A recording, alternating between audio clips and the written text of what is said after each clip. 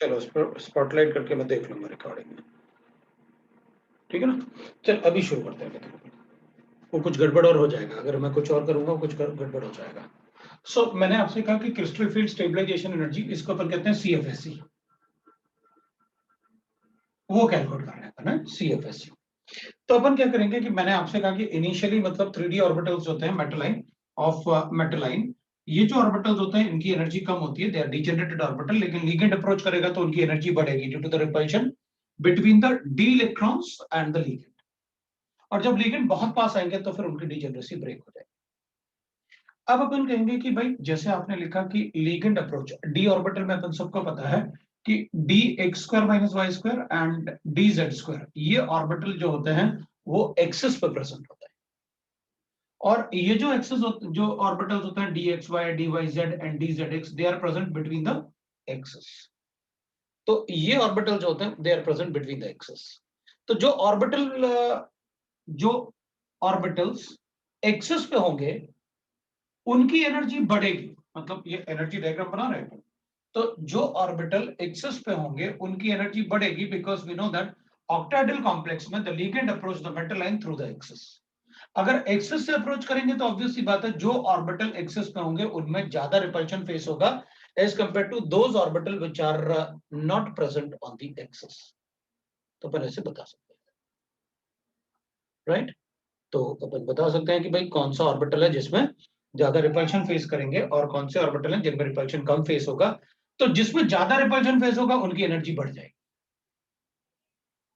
जिसमें ज्यादा repulsion face होगा उनकी एनर्जी बढ़ गई, और जिसमें कम रिपल्शन फेस हो रहा था उनकी एनर्जी कम। अगर हम लिगेंड को वापस मेटल से दूर ले जाए तो ये वापस अपने एक साथ आ जाएंगे, क्योंकि जब लिगेंड बहुत पास आता है और पास आता है तो वो स्प्लिट होते हैं। लेकिन अगर हम दूर ले जाएं लिगेंड को तो फिर स्प्लिटिंग नहीं होगी। मतलब ये स्प्लिटिंग तभी पॉसिबल है जब लिगेंड मेटल लाइन के बहुत पास हो, वरना ये स्प्लिटिंग पॉसिबल नहीं। सो ये स्प्लिटिंग सिर्फ लिगेंड के प्रेजेंस में होगी। अपन कहेंगे ठीक है, अगर ये स्प्लिटिंग होता है ऐसे तो हमें क्या, हम क्या करेंगे, हम कहेंगे देखो भाई, अब इसमें 4 इलेक्ट्रॉन हो सकते हैं, इसमें 6 इलेक्ट्रॉन हो सकते हैं, तो इनके बीच में एक स्प्लिटिंग एनर्जी होगी जिसको अपन कहेंगे क्या, ऑक्टाहेड्रल स्प्लिटिंग एनर्जी। तो अपन इसको ना डेल्टा नॉट से रिप्रेजेंट करते हैं। तो ओ मतलब उसमें ऑक्टाहेड्रल और डेल्टा उसमें एनर्जी को रिप्रेजेंट कर रहा है, मतलब ऑक्टाहेड्रल स्प्लिटिंग को रिप्रेजेंट कर रहा है वो। डेल्टा नॉट मतलब ऑक्टाहेड्रल स्प्लिटिंग को रिप्रेजेंट कर रहा है, राइट। तो अपन कहेंगे ठीक है भाई, ये डेल्टा नॉट जो अपन ने लिखा हुआ है दैट इज ऑक्टाहेड्रल स्प्लिटिंग के लिए लिखा हुआ है अपन ने। तो अपन कहेंगे ठीक है भाई, इसमें इसके एनर्जी से, क्योंकि इनकी एनर्जी जो, थोड़ा सा मैं इसको ऐसे लिख देता हूँ यहाँ पर, थोड़ा ऐसे ऊपर की तरफ, ताकि अगर मुझे कुछ और भी लिखना पड़े तो मैं लिख सकता हूँ। ये जो पार्ट होता है ऐसे, ये जो पार्ट होता है जिससे एनर्जी बढ़ी और एनर्जी कम हुई, क्योंकि जितनी एनर्जी बढ़ेगी उतनी एनर्जी कम भी होनी चाहिए। भाई ऑर्बिटल में जितनी एनर्जी बढ़ेगी उतनी एनर्जी कम भी होगी। यार कैमरा कुछ ज्यादा ही परेशान कर रहा है आज तो अपन बात कर रहे थे कि भाई देखो ये स्प्लिटिंग होगा in the presence of ligand, ये स्प्लिटिंग लिगेंड के प्रेजेंस। तो यहां पर जो इनमें एनर्जी डिफरेंस है उस एनर्जी डिफरेंस को अपन कैसे रिप्रेजेंट करेंगे, डेल्टा नॉट। और यहां पर डेल्टा जो है वो एनर्जी को रिप्रेजेंट करेगा, वो ऑक्टाहेड्रल एनर्जी को रिप्रेजेंट करेगा, राइट। सो ऑक्टाहेड्रल क्रिस्टल फील्ड स्प्लिटिंग को रिप्रेजेंट करेगा। अब अपन कहेंगे देखो सर, इसमें ना मतलब टोटल एनर्जी आपको कुछ तो ऐसा लेना पड़ेगा कि भाई यहां पर 4 इलेक्ट्रॉन का एनर्जी बढ़ा लेकिन एनर्जी 6 इलेक्ट्रॉन का कम हो गया। तो अपन ऐसे कर लेते हैं कि भाई 6 इलेक्ट्रॉन के लिए अपन कुछ ऐसे कर लेते हैं कि टोटल जो डेल्टा नॉट का जो एनर्जी डिफरेंस है ना इन दोनों में, that is 10 dq। dq is Dalton charge, और 10 dq के बराबर लेते हैं, वो कुछ भी ले सकते हैं अपन, मतलब 10 dq ले लेंगे तो कुछ भी 1 भी ले सकते हैं। तो इसको अपन ऐसे डिवाइड कर देते हैं इन दोनों में, सो दैट कि अगर जो भी एनर्जी होगा उसका 4 इलेक्ट्रॉन का मल्टीप्लीकेशन और 6 इलेक्ट्रॉन का एनर्जी का मल्टीप्लीकेशन एक जैसा आ जाए। तो अपन क्या करेंगे, अपन कहेंगे यहां जो एनर्जी होगा ना, जो एनर्जी बढ़ गया, तो अपन कहेंगे वो हो जाएगा 6 बाय, अपन ऐसे कर लेते हैं कि उसको 0.6 लिख लेते हैं। और जो यहां पर एनर्जी डिफरेंस होगा इसको अपन 0.4 कर लेते हैं। यहां एनर्जी डिक्रीज होगा, यहां एनर्जी बढ़ गया। तो इससे अपन का फायदा क्या, तो अपन कहेंगे देख भाई, 6 इलेक्ट्रॉन की एनर्जी डिक्रीज हुई ना, तो 6 इंटू पर इलेक्ट्रॉन -0.4 ले लेते हैं। तो पर इलेक्ट्रॉन -0.4 लूंगा, मतलब 6 इंटू 0.4 दैट इज -2.4, और 4 इंटू 0.6 मतलब +2.6। तो जब आप लिगेंड को दूर ले जाओगे मेटल आयन से, तो ये दोनों आपस में जितनी एनर्जी डिक्रीज और इंक्रीज हुई है वो आपस में मिलके 1 हो जाएगा, इट बिकम्स 1। तो अपन ने इसको ना 1 अज्यूम करके आप ये भी बोल सकते हो कि भाई इसमें 6/10 हो जाएगा या 4/10 हो जाएगा, या 3/5 और 2/5 ऐसे। तो हमने डिवाइड किया है अपनी तरफ से ये नंबर्स कि भाई टोटल एनर्जी डिफरेंस को इलेक्ट्रॉन के रिस्पेक्ट में वो डिवाइड कर लेते हैं, तो बता देंगे कि व्हाट इज द एनर्जी। तो ये तो, और इसको अपन जो यहां से एनर्जी डिफरेंस ना, जहां से एनर्जी बढ़ा और एनर्जी कम हुआ, उस इक्विलिब्रियम सेंटर को अपन कहते हैं बैरी सेंटर। वैसे जरूरत नहीं पड़ेगी, लेकिन फिर भी लिख लेते हैं क्योंकि अपन से पूछ सकते हैं कि व्हाट इज बैरी सेंटर। तो अपन कहेंगे the equilibrium from which the energy increases and the energy decreases, that is called the barycentre. So ये जो स्प्लिटिंग होता है ये लिगेंड के प्रेजेंस में होगा। जितना ज्यादा इसके इलेक्ट्रॉन्स और लिगेंड में रिपल्शन होगा, उतना ज्यादा इनमें गैप होगा। इसका मतलब है कि लिगेंड जितना ज्यादा स्ट्रांग होगा, उतना ज्यादा रिपल्शन होगा इलेक्ट्रॉन से, उतना ज्यादा इनमें गैप होगा। अगर लिगेंड वीक होगा, तो लिगेंड वीक होने का मतलब ही है it is a weak donor ligand, जो इलेक्ट्रॉन अच्छे से डोनेट नहीं करता है। तो अपन कहेंगे अगर डोनर एटम अच्छा नहीं है, तो उसके पास इलेक्ट्रॉन डेंसिटी देने के लिए नहीं होगी। अगर इलेक्ट्रॉन डेंसिटी देने के लिए नहीं होगी, तो फिर इनसे उसके इलेक्ट्रॉन डेंसिटी का रिपल्शन ज्यादा नहीं होगा। अगर रिपल्शन ज्यादा नहीं होगा, तो इन दोनों में गैप भी ज्यादा नहीं होगा। तो अगर वीक लिगेंड है तो इसका वैल्यू कम होता है, लेकिन अगर स्ट्रॉन्ग लिगेंड है तो इसका वैल्यू ज्यादा होता है। ठीक है, सो विल राइट दैट। अगर हमें क्रिस्टल फील्ड स्टेबलाइजेशन एनर्जी बताना है, तो will write like this, CFSE। Crystal field stabilisation energy अपन कैसे कैलकुलेट करेंगे वो देख लेते हैं। तो अपन कहेंगे ठीक है भाई, क्रिस्टल फील्ड स्टेबलाइजेशन एनर्जी होगा, इसमें कितने इलेक्ट्रॉन्स हैं। तो अपन कहेंगे पहले अपन इलेक्ट्रॉन फिल करेंगे, उसके बाद ही बताएंगे। तो number of electron present in T2G, पहले T2G लिख लेते हैं। T2G मल्टीप्लाई बाय -0.6 -0.4 प्लस अपन लिखेंगे number of electron present in that is EG orbital, और उसके बाद अपन लिखेंगे +0.4। तो इलेक्ट्रॉन इसमें है कहां, तो अपन ऐड करेंगे ना इलेक्ट्रॉन इनटू ये डेल्टा नॉट का वैल्यू अपन को गिवन होता है, प्लस इसको लिखते हैं अपन N*MP। ये होता है क्रिस्टल फील्ड स्टेबलाइजेशन एनर्जी। तो अपन कहेंगे वेर, मैं यहां पर लिख देता हूं वेर NT2G, राइट ना, रिप्रेजेंट, सो इसमें NT2G is representing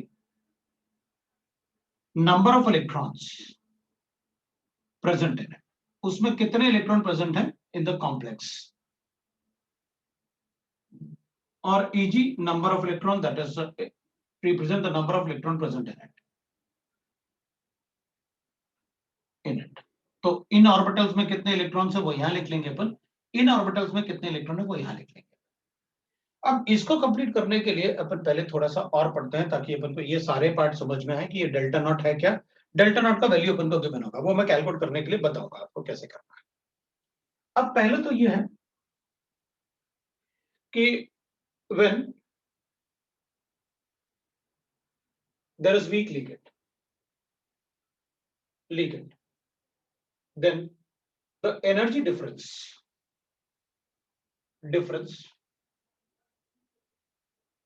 between T2G and EG orbital is very less। और अगर स्ट्रॉन्ग लिगेंड होगा तो उनमें एनर्जी डिफरेंस हाई होगा। But when strong ligand is present,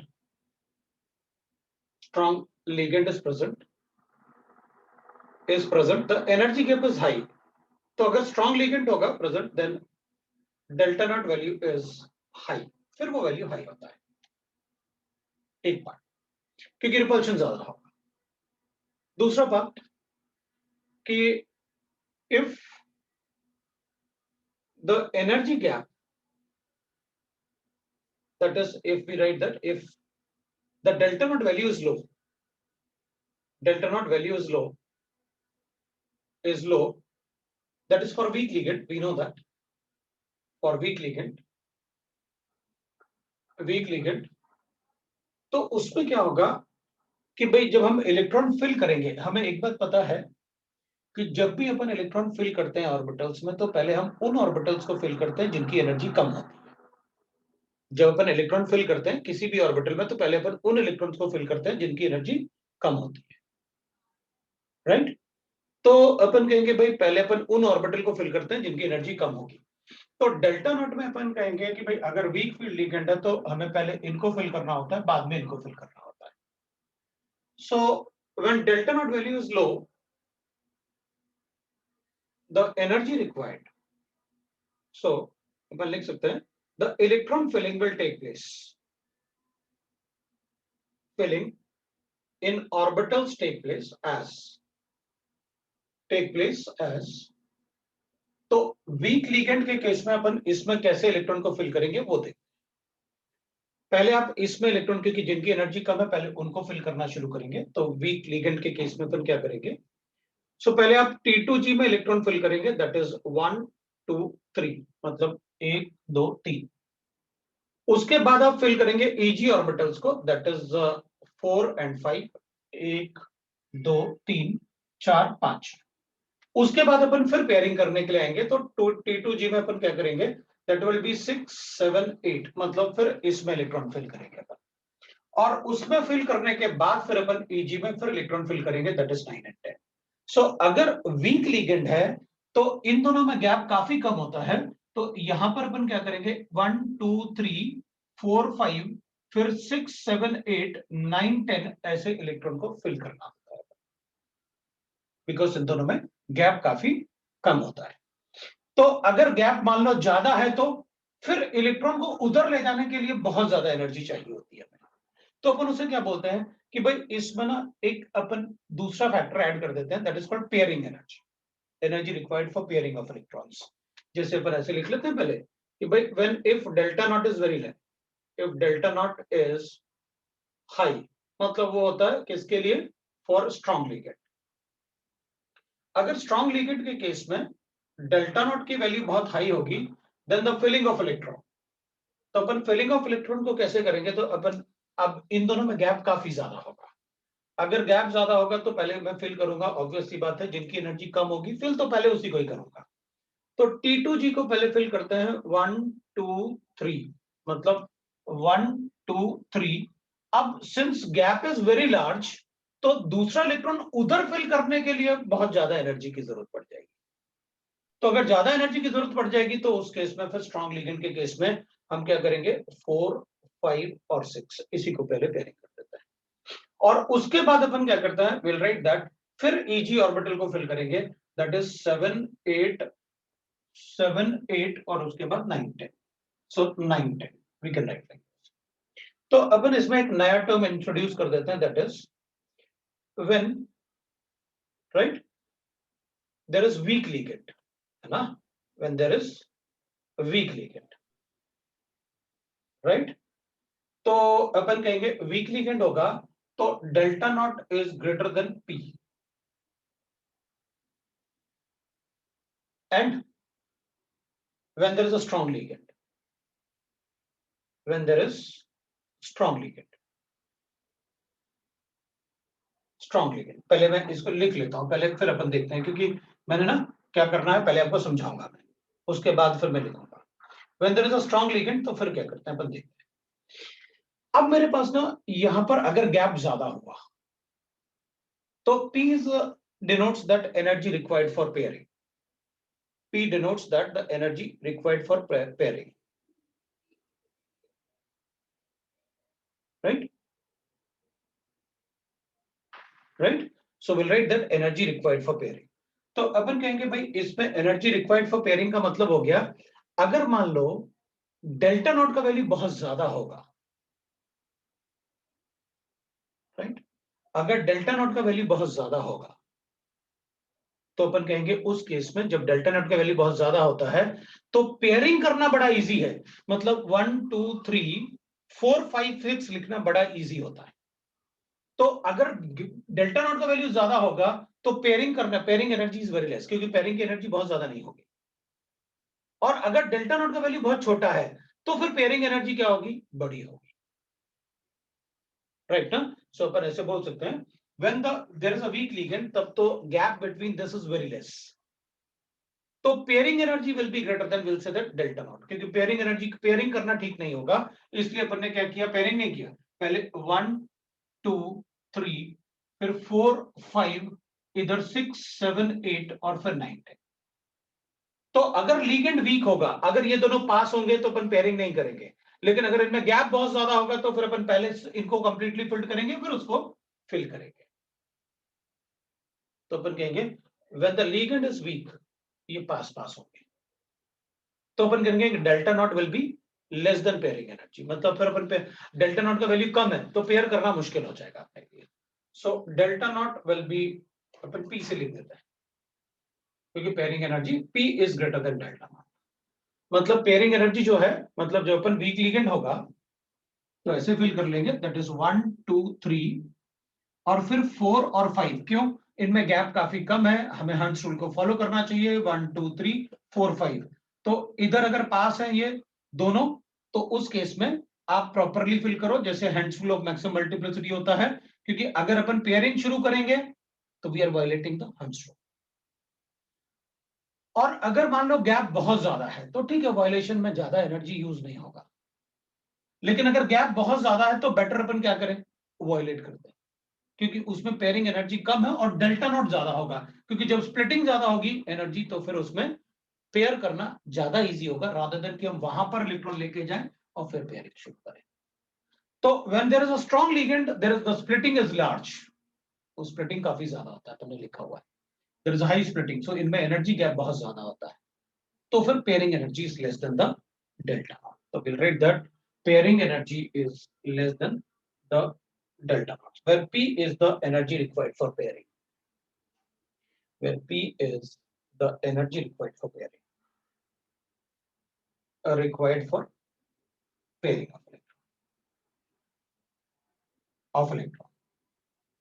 उसको फिर कहते हैं energy required for pairing.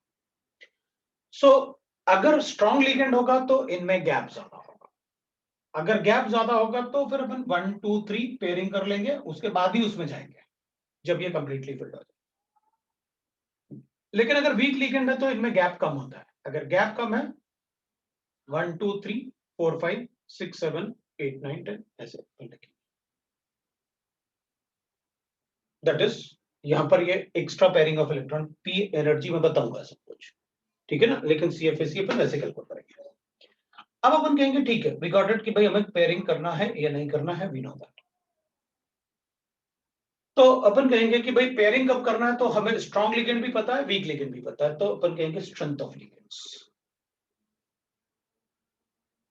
Strength of ligands में मैंने आपको लास्ट टाइम बता रखा है कि मैक्सिमम जो लिगेंड्स यूज होते हैं टू कैलकुलेट द कॉम्प्लेक्सिस, वो मैंने आपको बता रखे थे। तो मैक्सिमम लिगेंड मैंने आपको बता रखे हैं, that is CO CN, strength of ligand according to the spectrochemical series, वो अपन ने लिख रखा है।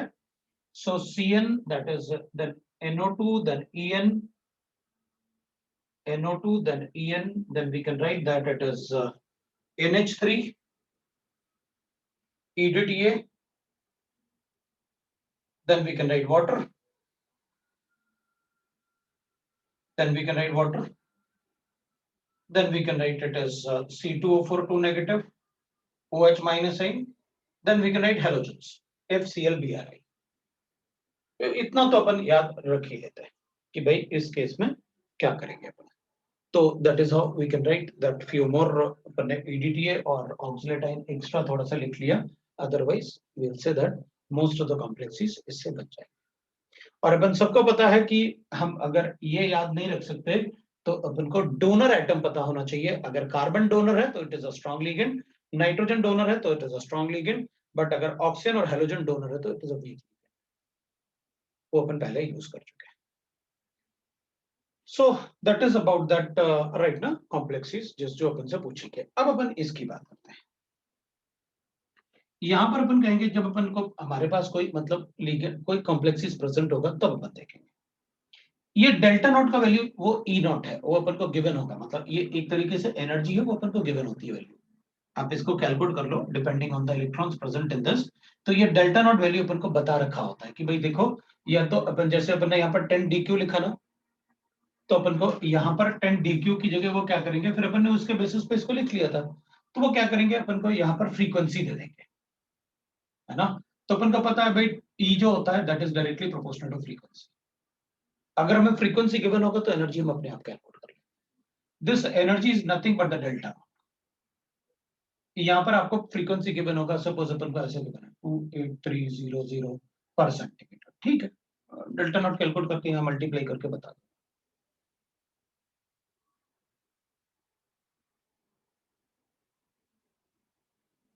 डेल्टा नॉट कैलकुलेट करके अपन बता देंगे,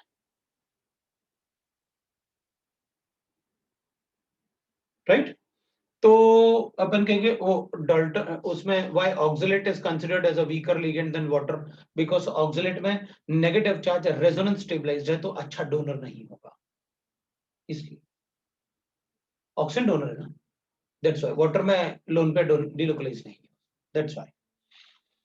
तो अपन कहेंगे कि भाई इसमें डेल्टा नॉट ऐसे वैल्यू अपन को गिवन होगा, बिल्कुल वैसे ही अपन को पी के लिए भी एक फ्रीक्वेंसी गिवन होगा,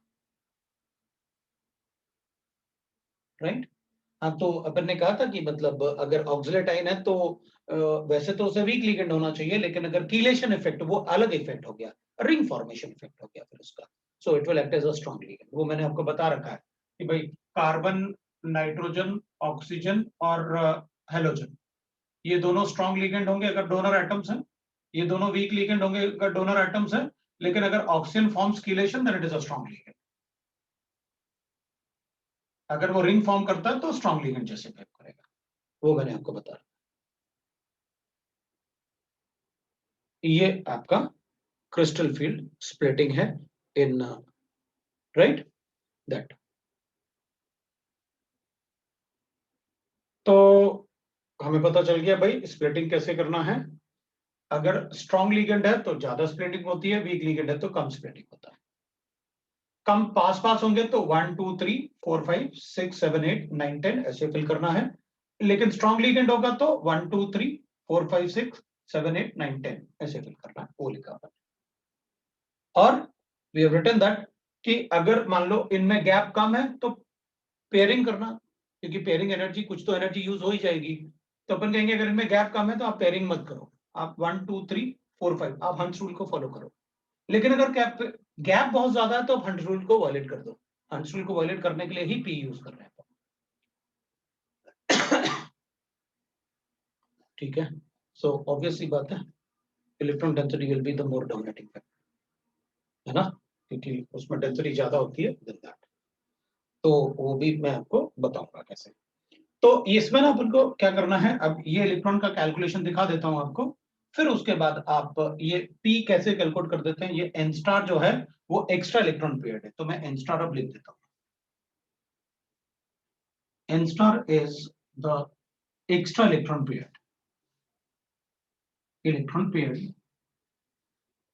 due to nature of ligand,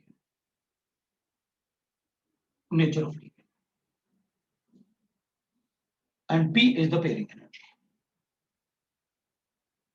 energy required for pairing, right, is energy required for pairing, ये हो जाएगा। This is what we get. अब पेयरिंग मतलब वो बताऊंगा ना मैं कैसे। अब एक बात है, बीच में ब्लर हो रहा है क्या वीडियो? वीडियो ब्लर हो रहा है क्या? क्योंकि एक दो लोग बता रहे हैं नहीं हो रहा है। तो देख अभी वो सनस्टॉर्म की वजह से गड़बड़ तो है, ये मुझे पता है। तो सुबह भी हो रहा था, अभी भी हो रहा है, कल रात को भी हो रहा था जिन क्लास में ले रहा था। तो मुझे लगता है कि आज के बाद फिर ठीक होना चाहिए। तो आज अपन मतलब थोड़ा सा, क्योंकि अगर होगा तो मैं भी उसको कंसिडर करूंगा और अपन उसको थोड़ा सा चेक कर लेंगे, कोई प्रॉब्लम नहीं है ना।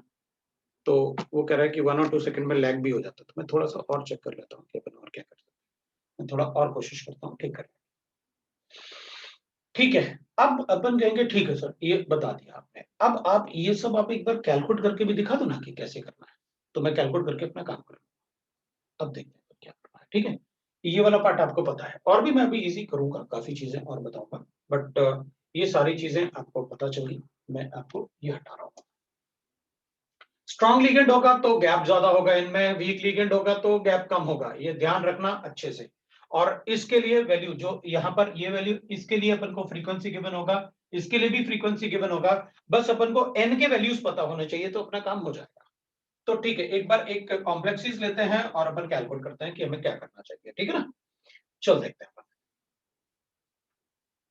अब मान लो मुझे ऐसे गिवन है, ठीक है, अब अपन मान लेते हैं मुझे ऐसे गिवन है, तो अपन एक एग्जांपल लेते हैं, और उस एग्जांपल में जैसे अपन ने लिखा भाई कोबाल्ट NH3 होल 6 3 पॉजिटिव लिखा, ये लिख दिया मैंने। अब अपन क्या करेंगे, ठीक है ना, तो अपन क्या करेंगे, ये हर्ष अभी 10 मिनट्स लेट ज्वाइन किया, चलेगा, मैं रिकॉर्डिंग कर रहा हूं, मैं तुम्हें भेजूंगा तो फिर तुम डाल देना। तो अपन क्या करेंगे, कोबाल्ट अपन को पता है, ये किसी को बताने की जरूरत नहीं है अपन को कि AR3D7 and 4S2, और कोबाल्ट +3 के लिए we know that it is 3D6, ये सब मेटल है। अब अपन क्या करेंगे, अपन कहेंगे लिगेंड तो स्ट्रांग है और उसमें 6 इलेक्ट्रॉन्स है, अगर लिगेंड स्ट्रांग है तो अपन को पता है बहुत ज्यादा गैप होगा इसमें। तो जब लिगेंड स्ट्रांग होगा तो अपन ऐसे कर लेंगे 1 2 3, होना चाहिए 4 5 फिर 6, लेकिन अपन क्या करेंगे इधर 4 5 और ये 6 ऐसे हो जाए, राइट। स्ट्रांग लिगेंड था इसलिए मैंने ऐसे किया। अब अपन कहेंगे सर ठीक है, आपने ऐसे बता दिया, मुझे पता चल गया T2G में मतलब 6 इलेक्ट्रॉन्स है, और ये 0 है नंबर, क्योंकि EG में एक भी इलेक्ट्रॉन नहीं लिखा आपने, तो ये 0 है, मैं इसको हटा दूंगा, इसको लिख लूंगा, इसके लिए मुझे फ्रीक्वेंसी गिवन होगा क्वेश्चन में, उसको वहां सब्स्टिट्यूट करके लिख दूंगा, ये बताओ ये क्या है। अब चेक करते हैं, अपन ने पहले क्या पढ़ रखा है, 6 इलेक्ट्रॉन्स, 1 2 3 4 5 एंड 6। अब देखना मैं वहां भी ऐसे लिखता, ये T2G ऑर्बिटल्स है, ये EG ऑर्बिटल्स है, ये होना चाहिए था 1 2 3 4 5 और ऐसे लिखना चाहिए था अपन को, लिखना चाहिए था ना, लेकिन अपन ने दोनों इलेक्ट्रॉन को अपन ने यहां रखा, क्यों, क्योंकि नेचर ऑफ लिगेंड की वजह से। इसको बोलते हैं अपन कि भाई ठीक है कि ऐसा होना चाहिए था, लेकिन आपने, बिकॉज इन दोनों में गैप ज्यादा था, इसलिए अपन ने नेचर ऑफ लिगेंड को देख के ऐसे कर दिया। अब इधर देखो, अपन कहेंगे सर इसके बाद अपन क्या करते थे VBT में, नेचर ऑफ लिगेंड चेक करते थे, तो अपन कहते थे इस इलेक्ट्रॉन को यहां पेयर कर दो, इस इलेक्ट्रॉन को यहां पेयर कर दो, आपने 2 इलेक्ट्रॉन एक्स्ट्रा पेयर किए, ये दोनों इलेक्ट्रॉन को एक्स्ट्रा पेयरिंग की आपने, जो कि नहीं होनी चाहिए, तो फिर इधर n स्टार का वैल्यू 2 हो गया, तो n स्टार का वैल्यू क्या हो गया, 2 हो गया, वो तो यहां से भी हो जाता सर, भाई होना चाहिए था ऐसे, लेकिन इन दोनों के इलेक्ट्रॉन को अपन को नीचे लिखना पड़ रहा है, इसलिए मैं उसमें क्या बोलता, n स्टार का वैल्यू उसमें 2 होगा, लेकिन उधर n स्टार का वैल्यू 2 में भी पॉसिबल आप गड़बड़ कर दो, लेकिन यहां कभी नहीं होगा वो n स्टार का वैल्यू, पेयरिंग वाला पार्ट गड़बड़ नहीं करोगे, क्यों, क्योंकि आपको पता है लिगेंड स्ट्रांग है तो कितने इलेक्ट्रॉन पेयर करने वाला, सो दैट कि ये दोनों d ऑर्बिटल खाली हो जाए, जितने ऑर्बिटल आप खाली करोगे वो मेरा n स्टार का वैल्यू, तो इसके लिए n स्टार का वैल्यू 2। अब आप मुझे p मतलब फ्रीक्वेंसी दे दो, जैसे आपने कहा था कि डेल्टा नॉट के लिए भी आपको फ्रीक्वेंसी गिवन होगा, फ्रीक्वेंसी होगा तो h न्यू से कैलकुलेट करके इसमें यहां सब्स्टिट्यूट कर दूंगा एनर्जी, उसको अपन एमकेएस में कर लेंगे और यहां सब्स्टिट्यूट कर देंगे, इसको भी एमकेएस में करके सब्स्टिट्यूट कर देंगे, तो एमकेएस वैल्यू में अपना crystal field stabilisation, that is crystal field stabilisation energy का कैलकुलेशन, समझ में आया। वो धीरे धीरे ना, पहले मैंने ये लिख दिया ना, वो थोड़ा जल्दबाजी में मैंने कहा चलो ठीक है लिख ही देते हैं, फिर मैंने सोचा यार पहले ये तो बताओ कि NEG n स्टार ये सब है क्या, तभी तो पता चलेगा बच्चों, राइट। तो ठीक है अपन को, लेकिन वो इजी था इसलिए मैंने कहा लिखा रहने देते हैं ना, पहले बता देते हैं कि अपन को क्या करना है। तो आपको क्रिस्टल फील्ड स्टेबलाइजेशन एनर्जी सब कुछ पता चल गया ये है क्या, और एक्स्ट्रा पेयरिंग कैसे बोलते हैं वो भी पता चल गया अपन को, और ये भी पता चल गया कि डायमैग्नेटिक। अब तुम एक बात देखो, वीपीटी में आप बोल रहे थे कि इनकी पेयरिंग करूंगा, अरे भाई क्रिस्टल फील्ड थ्योरी में तो पहले से खाली पड़े होते हैं, और जिनकी एनर्जी ज्यादा होती है ऑब्वियसली बात है पहले बॉन्ड उन्हीं से बनाते हैं, इनकी एनर्जी ज्यादा है ना इनसे, तो उनसे ही तो बॉन्ड बनेगा पहले, इसलिए तो D2sp3 बना रहे हो आप, क्योंकि उनकी एनर्जी ज्यादा है, पहले से खाली पड़े हुए हैं। अपन कहेंगे जिसको अपन वैलेंस बॉन्ड थ्योरी में पेयरिंग करते थे कि देखो ऐसे कर देना,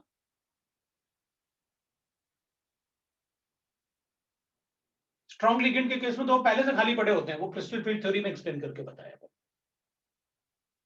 चलो दूसरा एक एग्जांपल लेते हैं अपन क्रिस्टल फील्ड थ्योरी से, ठीक है, एक एन स्टार आपको पता चल गया क्या है, और अपन कैलकुलेट भी कर सकते हैं। ये एग्जांपल एक था, अपन दूसरा एग्जांपल, अब हमें एक बात अच्छे से पता है,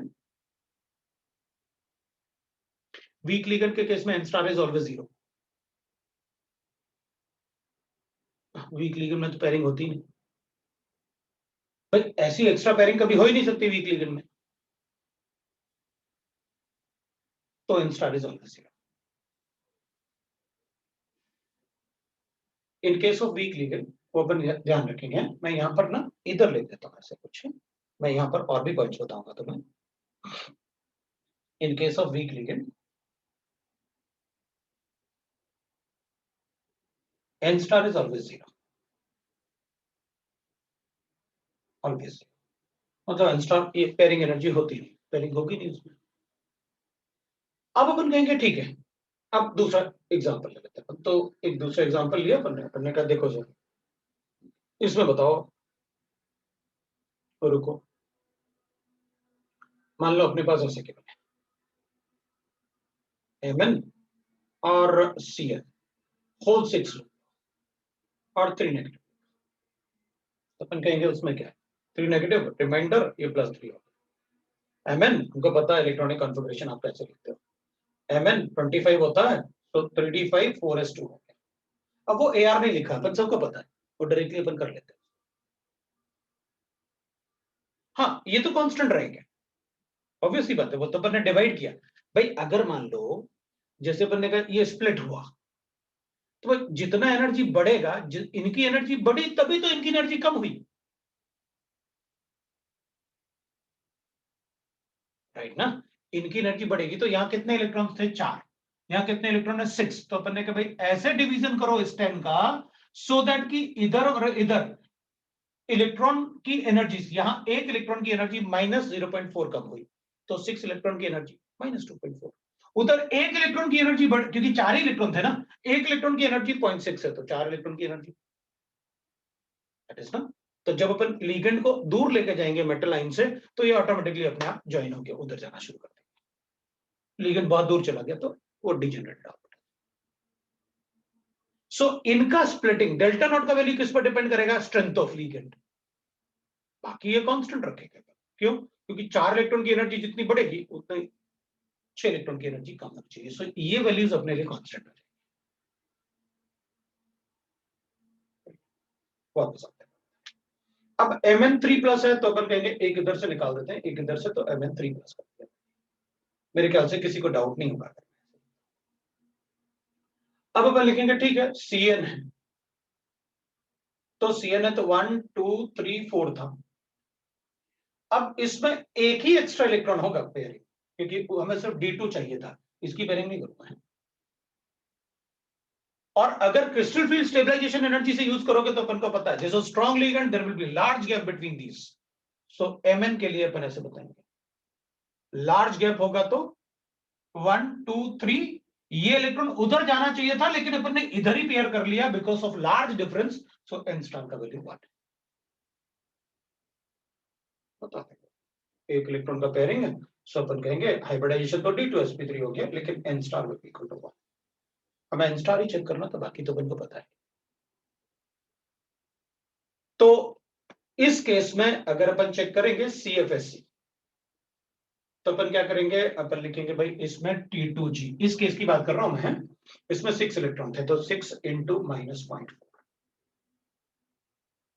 डेल्टा नॉट, बाकी तो जीरो था, उधर कुछ इलेक्ट्रॉन था ही नहीं तो इसको जीरो ले लेते हैं, into delta not plus 2p, आपको p बताना पड़ेगा कितना है। इन दोनों के लिए अपन को फ्रीक्वेंसी क्वेश्चन में गिवन होगा, वो अपन कैलकुलेट करके बता देंगे। व्हाट इज CFSC, इसके लिए कैलकुलेट करूंगा तो ठीक है, इसके लिए भी CFSC ऐसे लिख लूंगा। अब CFSC है तो इसमें अपन कहेंगे इसमें 4 इलेक्ट्रॉन्स हैं, तो यहां पर अभी भी इलेक्ट्रॉन्स नहीं, CFSC कैलकुलेट करेंगे तो इसमें लिखूंगा -0.6 -0.4 है ना, और मल्टीप्लाई बाय कितने इलेक्ट्रॉन्स है इसमें 4, और बाकी तो जीरो है, ऊपर इलेक्ट्रॉन है ही नहीं, तो डेल्टा नॉट और प्लस 1 इंटू पी। लो भाई आप मुझे वो दे दो कि कितना फ्रीक्वेंसी है इस लिगेंड के लिए, क्योंकि फ्रीक्वेंसी अपन इससे क्रिस्टल फील्ड थ्योरी से डायरेक्टली नहीं बता सकते, तो अपन बता देंगे कितना CFSC आएगा, वो वैल्यूज अपन को बताएंगे तो अपन बता देंगे। लेकिन अगर वीक लिगेंड है तो अपन को पता है वीक लिगेंड के केस में ये भी वैल्यू आएगी और ये भी वैल्यू आएगी। सो अपन ऐसे लिख सकते हैं, इन केस ऑफ स्ट्रॉन्ग लिगेंड,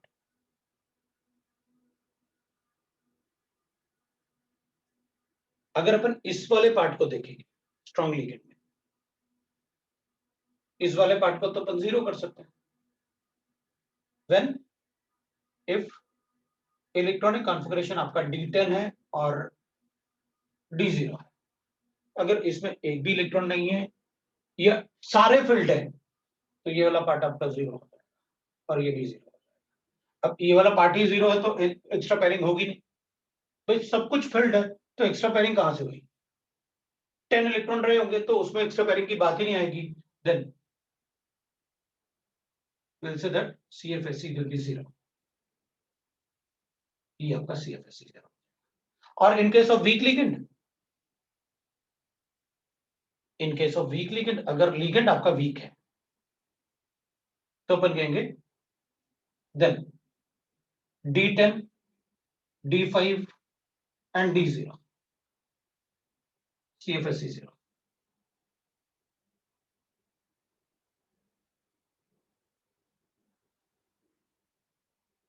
ये है, क्योंकि अगर 5 होगा वीक लिगेंड के केस में तो क्या होगा वीक लिगेंड में, तो ये होगा 1 2 3 4 5, तब भी 0 है, वो कैलकुलेशन अपन को दिख रहा है, कोई प्रॉब्लम, ठीक है। बाकी केसेस में अपन को चेक करना पड़ेगा, मैंने आपको चेक करना दिखा दिया, और एन स्टार बड़ा इजीली अपन को दिखता है, और एन स्टार को तो कैलकुलेट करने के लिए मैं कहूंगा कि आप VBT ही देख लो, जितना एक्स्ट्रा पेयरिंग किया अपन ने एन स्टार आ गया।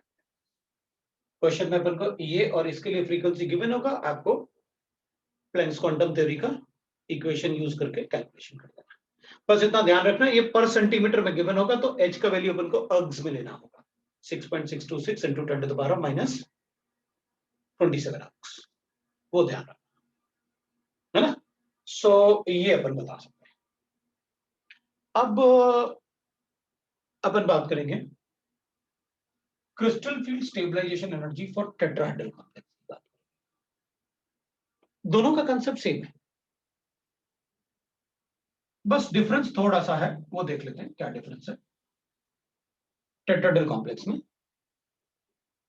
फॉर टेट्राहेड्रल कॉम्प्लेक्स,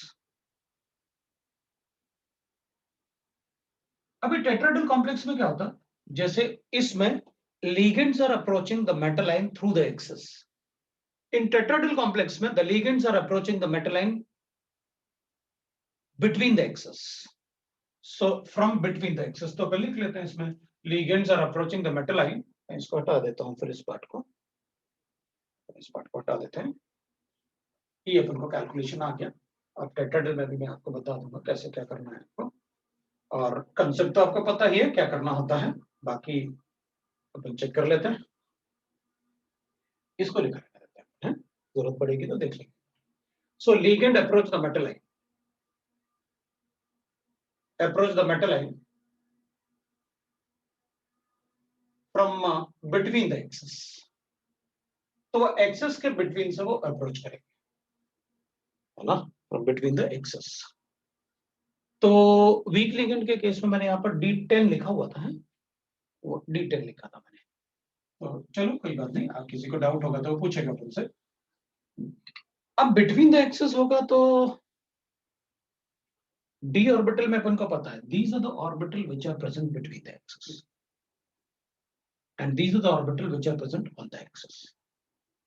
अगर बिटवीन द एक्सेस अप्रोच करेगा तो फिर इनमें ज्यादा रिपल्शन होगा उन दोनों के comparison between the axis. So dxy, dyz, dzx faces more repulsion. So orbitals होंगे, obviously बात है, orbital faces more repulsion. अगर वो ज्यादा रिपल्शन फेस करेंगे तो जिसमें रिपल्शन ज्यादा होता है उनकी एनर्जी ज्यादा होती है, एनर्जी लिख लेंगे फिर अपन. इसका मतलब है आप इसको हटाने वाले हो और मुझे वापस आप बताने वाले हो ऐसे, क्योंकि जिनमें रिपल्शन होगा उनकी एनर्जी बढ़ेगी.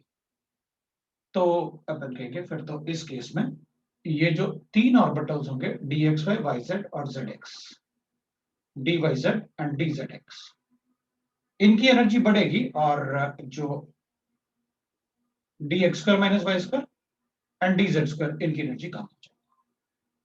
अभी भी अपन लिखेंगे द डेल्टा, इधर जो डेल्टा होगा उस डेल्टा को अपन वैसे ही लिखेंगे, लेकिन इस बार अपन डेल्टा टी लिखने वाले हैं.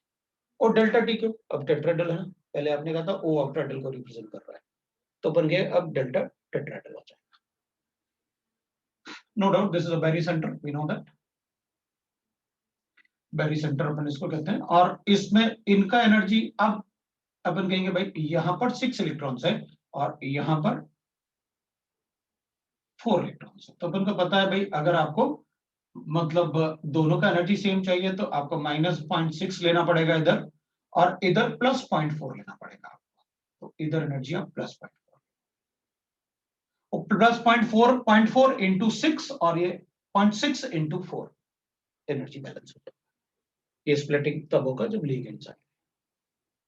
तो ठीक है, अपन को पता चल गया कि why you are writing like this because each electron का एनर्जी इतना है तो 4 का कितना होगा, ईच इलेक्ट्रॉन का एनर्जी 0.4 ले रहे हैं तो 4 का कितना होगा, 6 का कितना होगा 2.4. ठीक है. अब इसमें क्रिस्टल फील्ड स्टेबलाइजेशन एनर्जी में क्या लिखेंगे अपन, तो कहेंगे भाई उसमें क्या फॉर्मूला थोड़ी चेंज हो जाएगा, बस चेंज होगा तो ये होगा, ये 0.6 हो जाएगा और ये 0.4 हो जाएगा, क्योंकि ये ईजी ऑर्बिटल्स होते हैं जिसमें 2 होते हैं ऑर्बिटल, उनको ईजी बोलते हैं, और जिनमें 3 ऑर्बिटल होते हैं उसको T2G बोलते हैं. तो T2G के लिए क्या हो जाएगा 0.4, सो T2G में ये हो जाएगा 0.4, सही तो लिखा था, +0.4 और इसमें -0.6 हो जाएगा, ये माइनस प्लस चेंज हो जाएगा. लो भाई हो गया. इलेक्ट्रॉन जैसे पहले कैलकुलेट करते थे वैसे अभी कैलकुलेट करेंगे, एन स्टार जैसे पहले बताते थे वैसे अभी बताएंगे. अब अपन एक बात करेंगे कि सर एक बात बताओ, ये तो 3D ऑर्बिटल्स हैं, ये तो आपने बता ही रखा है कि ये 3D ऑर्बिटल्स हैं, राइट, ये d ऑर्बिटल्स हैं. तो अपन कहेंगे अगर हाइब्रिड, इसमें जो टेट्राहेड्रल शेप है अपन सबको पता है टेट्राहेड्रल में क्या होता है sp3 हाइब्रिडाइजेशन होता है. अब अगर sp3 हाइब्रिडाइजेशन होता है तो s जो होता है वो भी फोर्थ सेल का होता है और p जो होता है वो भी फोर्थ सेल का होता है, इसकी तो जरूरत ही नहीं होती भाई, इसकी तो जरूरत ही नहीं होती ना हमें फिल करने के लिए. 3D में तो d ऑर्बिटल में तो इलेक्ट्रॉन ही नहीं आएंगे, अगर d में इलेक्ट्रॉन आएगा, सपोज इलेक्ट्रॉन डोनेट होंगे तो ऑब्वियसली बात है पहले d लिखना पड़ेगा अपन को. और टेट्राहेड्रल शेप तो sp3 हाइब्रिडाइज्ड होता है और sp3 में दोनों आपने जो बता रखे हैं वो 4s और 4p ही बता रखे हैं, और d तो ऑर्बिटल होता ही नहीं. तो फिर इनके स्प्लिटिंग का क्या फायदा मुझे, नहीं फायदा तो वही होगा अपने पास CFSC कैलकुलेट करना, वीक लिगेंड है या स्ट्रॉन्ग लिगेंड है. तो अब इसमें अपन यही कहेंगे कि अगर लिगेंड स्ट्रॉन्ग है तो क्या होगा, इनमें गैप ज्यादा होगा, और लिगेंड अगर वीक है तो इनमें गैप कम होगा, कंसेप्ट वही रहेगा. बस अपन एक बात देख लेंगे कि जो डेल्टा टी है ना वो डेल्टा ओ के कंपैरिजन में कितना होगा. तो एक्चुअली द स्प्लिटिंग एनर्जी ना, splitting energy difference between Eg and T2G orbitals, जो डेल्टा टी होता है ना that is equal to 4/9 times of delta O. मतलब अगर आपने मुझे डेल्टा ओ दे रखा होता तो मैं डेल्टा टी अपने आप ही कैलकुलेट करके बता दूं. वो कैसे, देख इन केस ऑफ, ऐसे लिख देता हूं, क्योंकि यही एक पॉइंट होगा कि भाई इसका वैल्यू बता दो, बाकी तो सारा का सारा मुझे पता है। जैसे आप डेल्टा ओ लिखते हो, यहां पर अब आप डेल्टा टी लिखने वाले हो मुझे, और वो फिर फ्रीक्वेंसी के फॉर्म में अपन को गिवन होगा। जैसे फ्रीक्वेंसी पहले मैंने बताया था कि आपको पर सेंटीमीटर में गिवन होगा, लेकिन तो आप यूनिट का ध्यान रखना। तो अपन कहेंगे देखो ऐसा क्यों हुआ, तो अपन कहेंगे देखो यहां पर दो पार्ट चेंज हुए। एक part, number of ligands decreases, ligand field. अब जो मेटलाइन था ना आपके पास, ऐसे अपन ने लिखा था ना लास्ट क्लास में, मेटलाइन में लिगेंड जो अप्रोच करते हैं, ऐसे दूर से अप्रोच करते हैं लाइक दैट, तो फील्ड जो अराउंड द मेटलाइन था ना, कम हो गया। पहले कितने लिगेंड अप्रोच कर रहे थे? 6, अब कितने कर रहे हैं? 4। So the ligand field around the metal ion becomes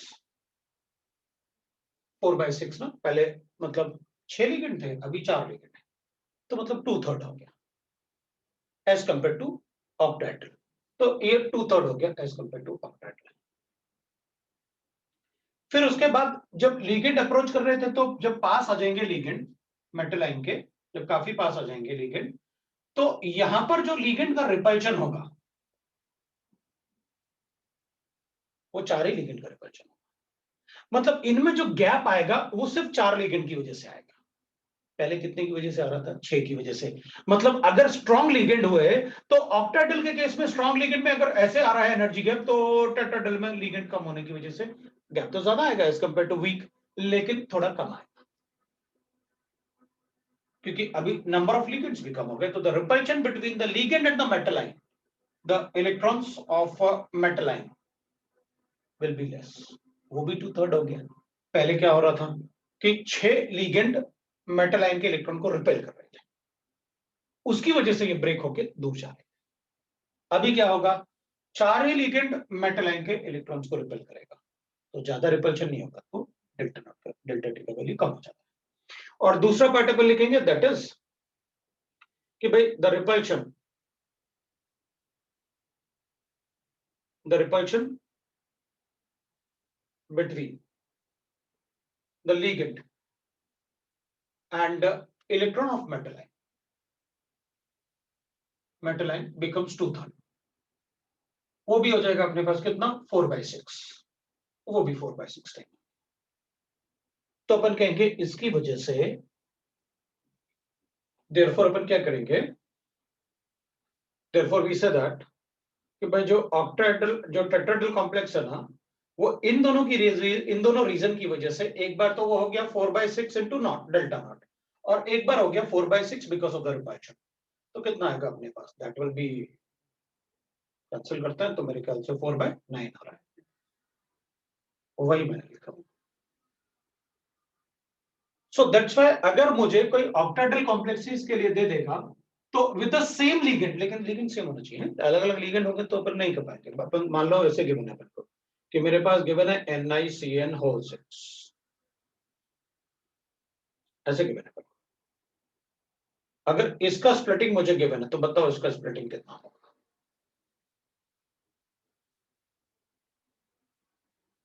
बताओ इसका स्प्लिटिंग कितना होगा? तो अपन कहेंगे ऑब्वियस सी बात है, लिगेंड सेम है, मेटलाइन सेम है, चार्ज सेम है, मेटलाइन पे इधर भी +3 है, इधर भी +3 है, तो ऑब्वियस सी बात है, एक तो नंबर लिगेंड का कम हो गया, और लिगेंड फील्ड पहले 6 का था और उसके बाद अभी 4 का लिगेंड फील्ड। तो कभी कभी अपन से ये क्वेश्चन ये दे देते हैं वैल्यू, और अपन से पूछते हैं बताओ डेल्टा टी का वैल्यू कितना, डायरेक्टली बता देंगे। तो उसमें यही एक पार्ट था जिसको अपन कैलकुलेट करके बता सकते हैं कि भाई हमें कैसे कैलकुलेट करना, बाकी filling of electron everything remains same. तो the splitting energy between the Eg and the T2g orbital ना, Eg and the T2g orbital, वो इन दोनों के बीच में होगा ना स्प्लिटिंग एनर्जी, वो स्प्लिट में ना Eg एंड T2g ऑर्बिटल। तो between Eg and the T2g orbitals T2g orbital will be this। ठीक है, तो एक तो अपन को ये पॉइंट लिखना है। अब फिलिंग ऑफ इलेक्ट्रॉन वही कंसेप्ट है जो पहले लिखा था कि अगर स्ट्रॉन्ग लिगेंड है तो 1 2 3 4 फिर 5 6 7 8 9 10 मतलब स्ट्रॉन्ग लिगेंड के केस में। वीक लिगेंड है तो 1 2 3 4 5 6 7 8 9 10 because of the weak ligand में pairing energy is greater than the splitting energy. Weak ligand में तो ये काफी छोटा होता है। सो in case of weak ligand we know that pairing energy will be greater than delta T and strong ligand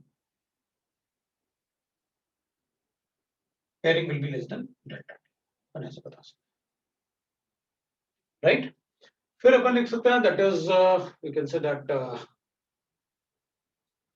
filling of electrons we already know that, उसमें अपन को लिखने की जरूरत नहीं पड़ेगी।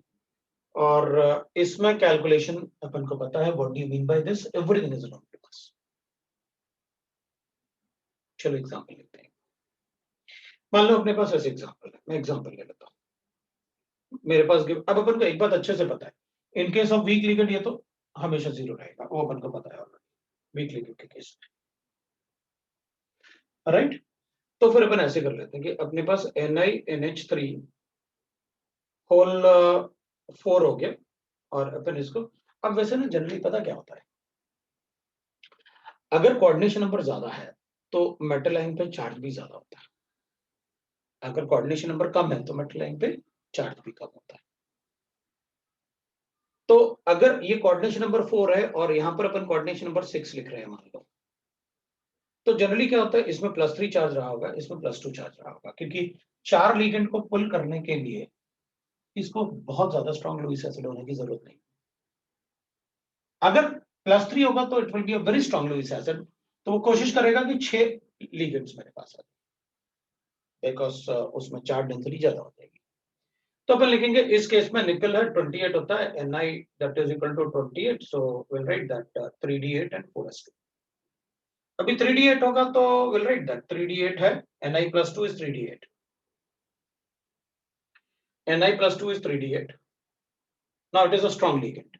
Strong ligand होगा तो 1 2 3 4 5 6 7 8, तो 2 अनपेड इलेक्ट्रॉन रह जाएंगे। अब अपन कहेंगे इसमें ना 2 अनपेड इलेक्ट्रॉन रह जाएंगे, तो अपन कहेंगे देखो भाई इसमें ना 2 अनपेड इलेक्ट्रॉन रह जाएंगे, तो इसमें 1 2 3 4 5 6 7 8 2 अनपेड इलेक्ट्रॉन। अगर 2 अनपेड इलेक्ट्रॉन होंगे तो ये तो स्ट्रॉन्ग लिगेंड है। अब अगर स्ट्रॉन्ग लिगेंड है इस केस में, तो फिर तो आपने हमें बताया कि पेयरिंग होती है, तो ये तो टेट्राहेड्रल है ही नहीं, फिर ये होगा नहीं, क्योंकि इसमें तो स्ट्रॉन्ग लिगेंड दिया आपने और ये तो इसको फॉलो नहीं करेगा, क्योंकि ये तो आपने मुझे किसके लिए बताया? sp3 के लिए बताया। तो अगर कोई sp3 हाइब्रिडाइज्ड होता तो मैं कहता कि ठीक है, ये तो यूज होना ही नहीं, डी ऑर्बिटल डी से शुरू होता ही नहीं sp3 हाइब्रिडाइजेशन, तो उसके लिए ये एप्लीकेबल नहीं होगा। लेकिन अपन ये कहेंगे कि स्ट्रॉन्ग लिगेंड के केस में मान लो अगर 4 ही इलेक्ट्रॉन होते तो अपन को पता था स्ट्रॉन्ग लिगेंड में 1 2 3 4, जबकि होना चाहिए था क्या 1 2 3 4, तो 2 एक्स्ट्रा पेयरिंग होगी, तो n स्टार की वैल्यू क्या आ जाएगी 2 आ जाएगी स्ट्रॉन्ग लिगेंड के केस। बट यहां पर अपन कहेंगे सर इसका हाइब्रिडाइजेशन मेरे लिए sdsp2 आ रहा है, तो अपन कहेंगे भाई ये वाला पार्ट है ही नहीं इसके लिए, इस कॉम्प्लेक्स के लिए, वो तो dsp2 आ रहा है।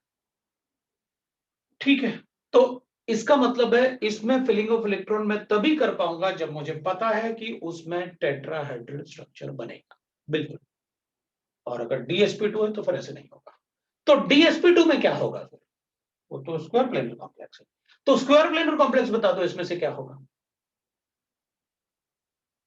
अब स्क्वायर प्लेनर कॉम्प्लेक्स वैसे तो अपने सिलेबस में नहीं है, मतलब ऐसे क्रिस्टल फील्ड स्प्लिटिंग अपने सिलेबस में नहीं है, लेकिन अपन कहेंगे एक थोड़ा सा पार्ट पढ़ लेंगे स्क्वायर प्लेनर कॉम्प्लेक्स का। तो इसमें अब ये dsp2 है, so in this case it is dsp2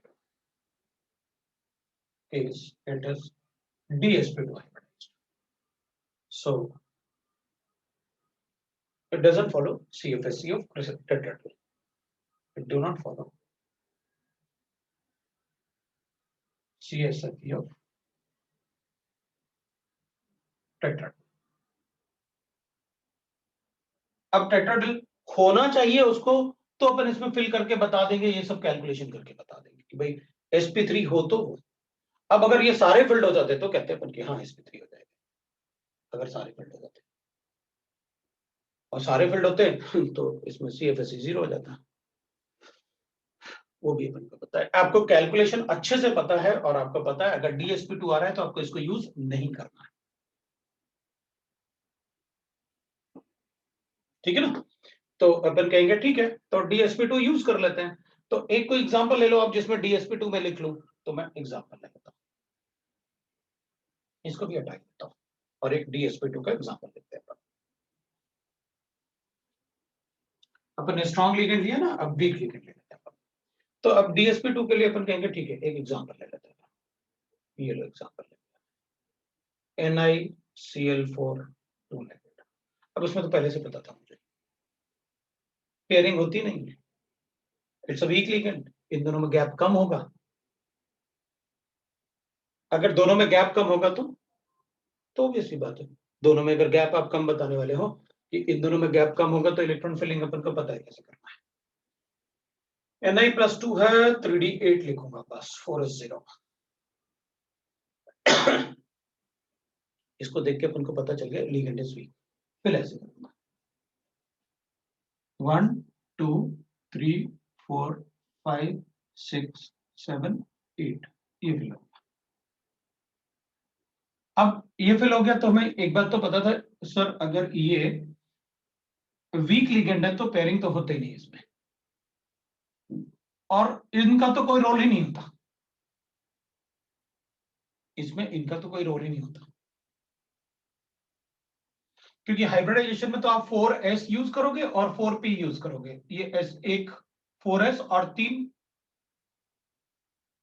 4p, that is sp3 hybridisation. Will get the sp3 hybridisation. तो इसके लिए अपने पास आ गया sp3 हाइब्रिडाइजेशन। अब इसमें sp3 हाइब्रिडाइजेशन आया तो अपन कैलकुलेट करेंगे ये कितना आएगा, ये कितना आएगा, फिर डेल्टा टी के लिए फ्रीक्वेंसी गिवन होगा, n स्टार 0 होगा, इधर वैल्यू कितना आएगा तो NT2G that is 4 electron, so 4 into 0.4 1.6, this is 4 into 0.6 minus 2.6, तो 1.6 minus 2.6 से 1.6 माइनस कर लेंगे, माइनस 1.2। अभी अपने पास ये वैल्यू आएगा, इन दोनों का वैल्यू लेके ये अपन को गिवन होगा, ये गिवन होगा तो मल्टीप्लाई करके SCFSE बता देंगे, हो गया। क्योंकि वीक लिगेंड के केस में ये हमेशा 0 होता है, ये बन करता है, राइट, ठीक है। अब अपन चेक करेंगे कि मान लो अपने पास दूसरा एग्जांपल ले लेते हैं अपन, ये टेट्राडेल में, ठीक है, मैंने Zn ले लिया और Cn ले लिया, होल 4 ले लिया, ये 2 नेगेटिव ले लिया, स्ट्रॉन्ग लिगेंड। तो अपन कहेंगे Zinc+2 लिख लेते हैं अपन, Zinc+2 इज 3D10 4s2, तो ये हटाया तो Zinc D10 आ गया। अब ये D10 है तो ये वाला पार्ट तो 0 हो जाएगा ना, क्योंकि इधर 4 into 0.6 लिखूंगा, इधर क्योंकि कंप्लीटली फिल्ड होगा ना D10 में, तो ये भी फिल होगा, ये भी फिल होगा, और आपने बताया D10 स्ट्रॉन्ग लिगेंड में D10 और D0 they are CFSE is 0, तो यहां पर तो D10 आ गया, तो मैं कहूंगा भाई यहां तो ये कंप्लीटली फिल्ड होंगे, इसके लिए ये भी फिल्ड होगा और ये भी फिल्ड होगा, तो इधर 6 into 0.4, इधर -0.6 into 4, तो दोनों ही केस में 2.4 है, सो इसमें भी sp3, ये हो गया अपने पास। अब अपन ने कहा था कि अगर मान लो मेरे पास ऐसे गिवन है, सपोज करते हैं अपने पास ऐसे गिवन है, कोबाल्ट NH3 4 2 पॉजिटिव, तो कोबाल्ट में 2 पॉजिटिव अपन लिखेंगे तो कोबाल्ट इज 3D7 4s2। अब 4s2 को 0 बनाऊंगा तभी तो ये +2 आएगा, ये 0 हो गया। अब अपन को पता था कि भाई 3D7 में तो अपन को ऐसे करना है, ये 3D7 तो 7 इलेक्ट्रॉन हो गए। तो अब आप ऐसे क्यों लिख रहे हो, उधर क्यों नहीं लिख रहे, क्योंकि वो तो टेट्राहेड्रल है ना, इसको तो फॉलो ही नहीं करेगा ना अगर स्ट्रॉन्ग लिगेंड है तो अपन क्या करेंगे, मैं इसको ऐसे लिख रहा हूं, स्ट्रॉन्ग लिगेंड, ये 7 हो गया था अपना, ये 7 इलेक्ट्रॉन हो गए। अब अगर लिगेंड स्ट्रांग है, यहां भी लिगेंड स्ट्रांग था लेकिन D10 आ रहा था, वो sp3 है, ये तभी अपन फॉलो करेंगे जब sp3 होगा, यहां sp3 नहीं आ रहा है। अब यहां पर क्या हो रहा है, अगर लिगेंड स्ट्रांग है तो पेयरिंग होगी, और यहां पर अनपेयर्ड इलेक्ट्रॉन है तो इसका पेयरिंग करेंगे अपन, तो अपने पास क्या हो जाएगा, स्ट्रांग लिगेंड की वजह से ये आ गया। ये फॉलो नहीं कर सकते अपन, स्क्वायर प्लेनर अलग होता है, अपन ऐसे नहीं, because of the nature of ligand.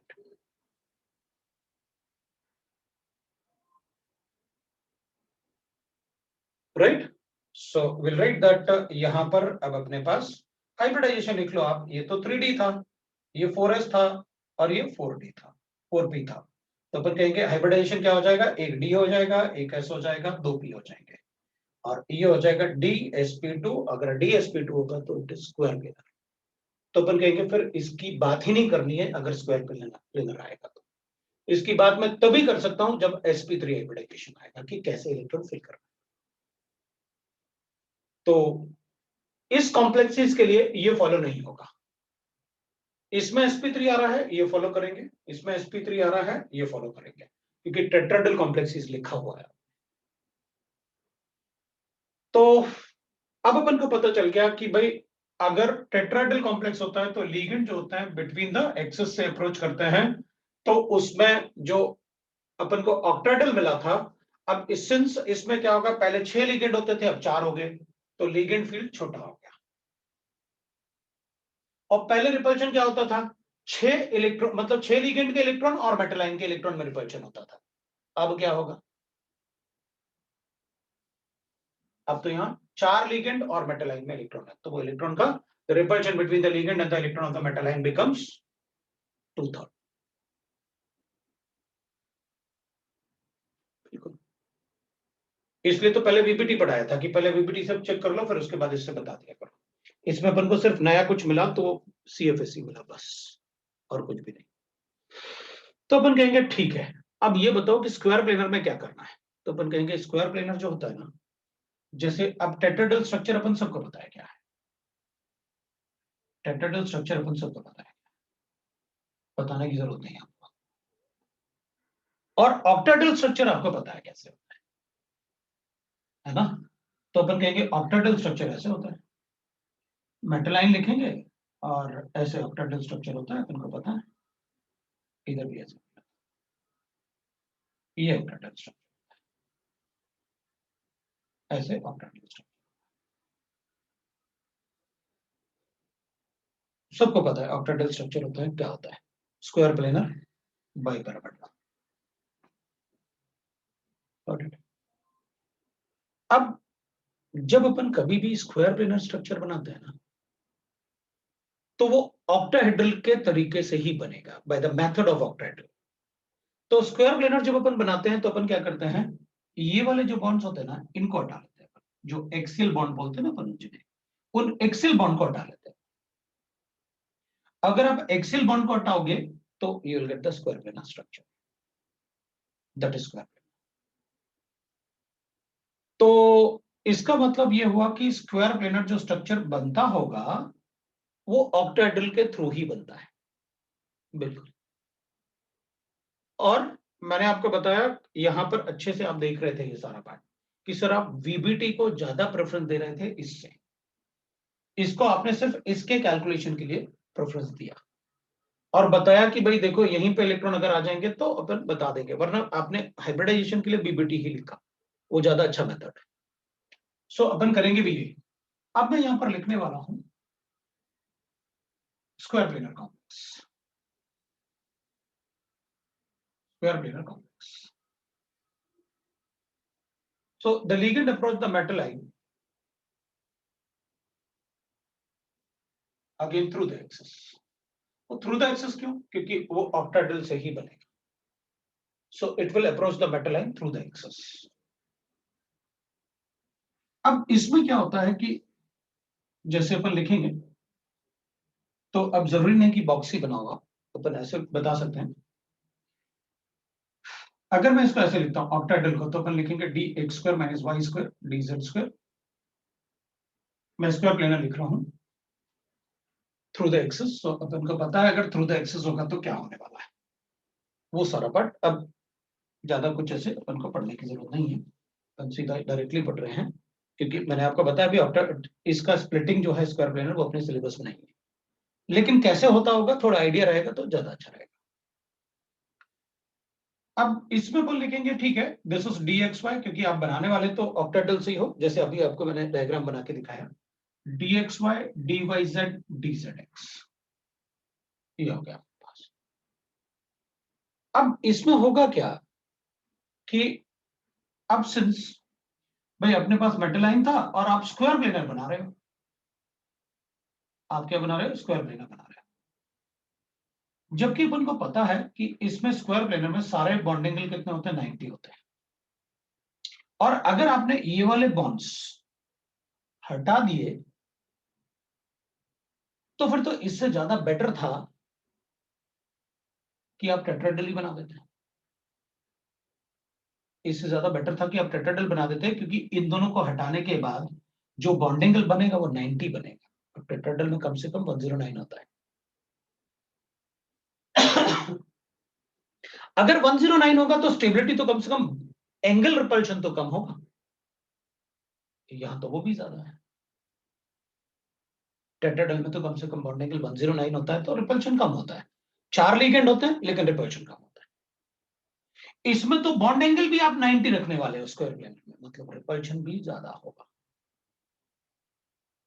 अगर रिपल्शन ज्यादा होगा स्क्वायर प्लेनर के केस में, तो ज्यादा रिपल्शन की वजह से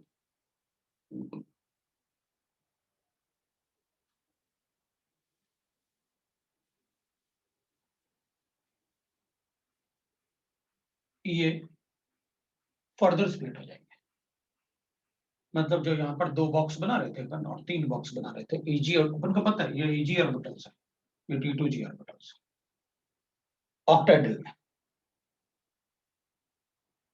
लेकिन इसमें बॉन्ड एंगल कम होने की वजह से ये भी ज्यादा स्प्लिट हो, ये भी स्प्लिट हो जाएंगे, फर्दर स्प्लिट हो जाएंगे।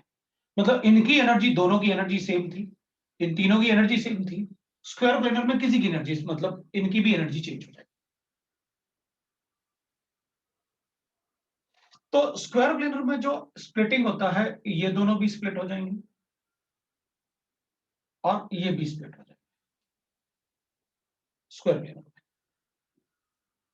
तो स्क्वायर प्लेनर में जो ऑर्बिटल्स होते हैं, जो अपन लिखेंगे कि भाई स्क्वायर प्लेनर में फिर क्या हो जाएगा, आपको बता दो कि भाई कैसे, मतलब उसमें किसकी एनर्जी सबसे ज्यादा होगी। तो अपन कहेंगे देखो, अभी अभी आपने लिखा ligand approach the metal ion through the axis, और आपने ये वाले बॉन्ड तो हटा दिए। तो मोस्टली जो अपने पास एनर्जी बचा होगा, क्योंकि z से ज्यादा अपन D x square minus Y square को प्रेफर देते हैं, तो स्क्वायर प्लेनर कॉम्प्लेक्स में इसकी एनर्जी सबसे ज्यादा होगी, x square minus Y square की, और डी जेड स्क्वायर की कम हो जाएगी। फिर डी एक्स वाई की होगी, और फिर डी वाई जेड की होगी, और फिर D z x Z x की, ये दोनों सेम।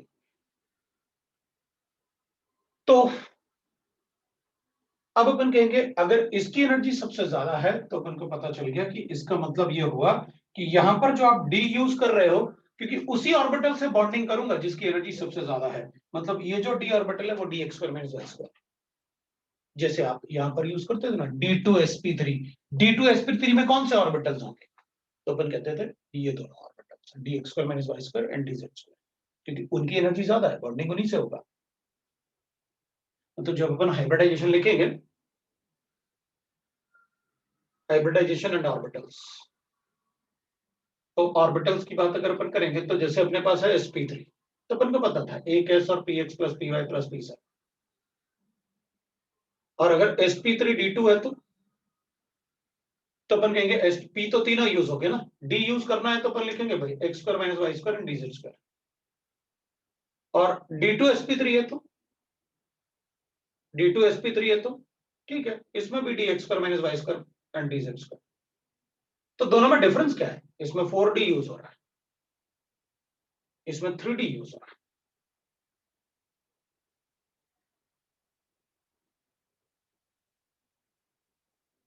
राइट ना।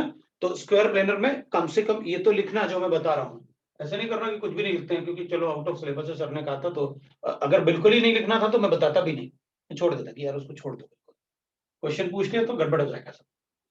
क्योंकि हाइब्रिडाइजेशन तो है, तो जब अपन लिखेंगे ना DsP2 तो अपन को पता रहेगा डी यहाँ पर जो यूज किया है वो x square minus Y square use होता है DsP2। तो अब अपन कहेंगे इन दोनों के बीच में एनर्जी आपने बताया था डेल्टा नॉट, तो यहां तो एनर्जी आप ये बताने वाले हैं फिर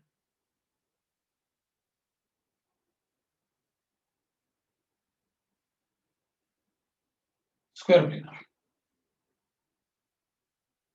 अब एसपी भी लिख सकते हैं square planar.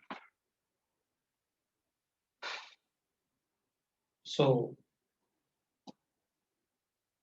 1.3 times of delta O होता है, मतलब सबसे ज्यादा एनर्जी डिफरेंस जो ऑर्बिटल्स में होता है, स्प्लिटिंग एनर्जी वो सबसे ज्यादा स्क्वायर प्लेनर में होता है, क्योंकि एक तो लीगेंड स्ट्रांग रहा होगा तो स्क्वायर प्लेनर बन रहा होगा, और दूसरी बात ये कि इस केस में बॉन्ड एंगल छोटे होने की वजह से रिपल्शन ज्यादा होता है।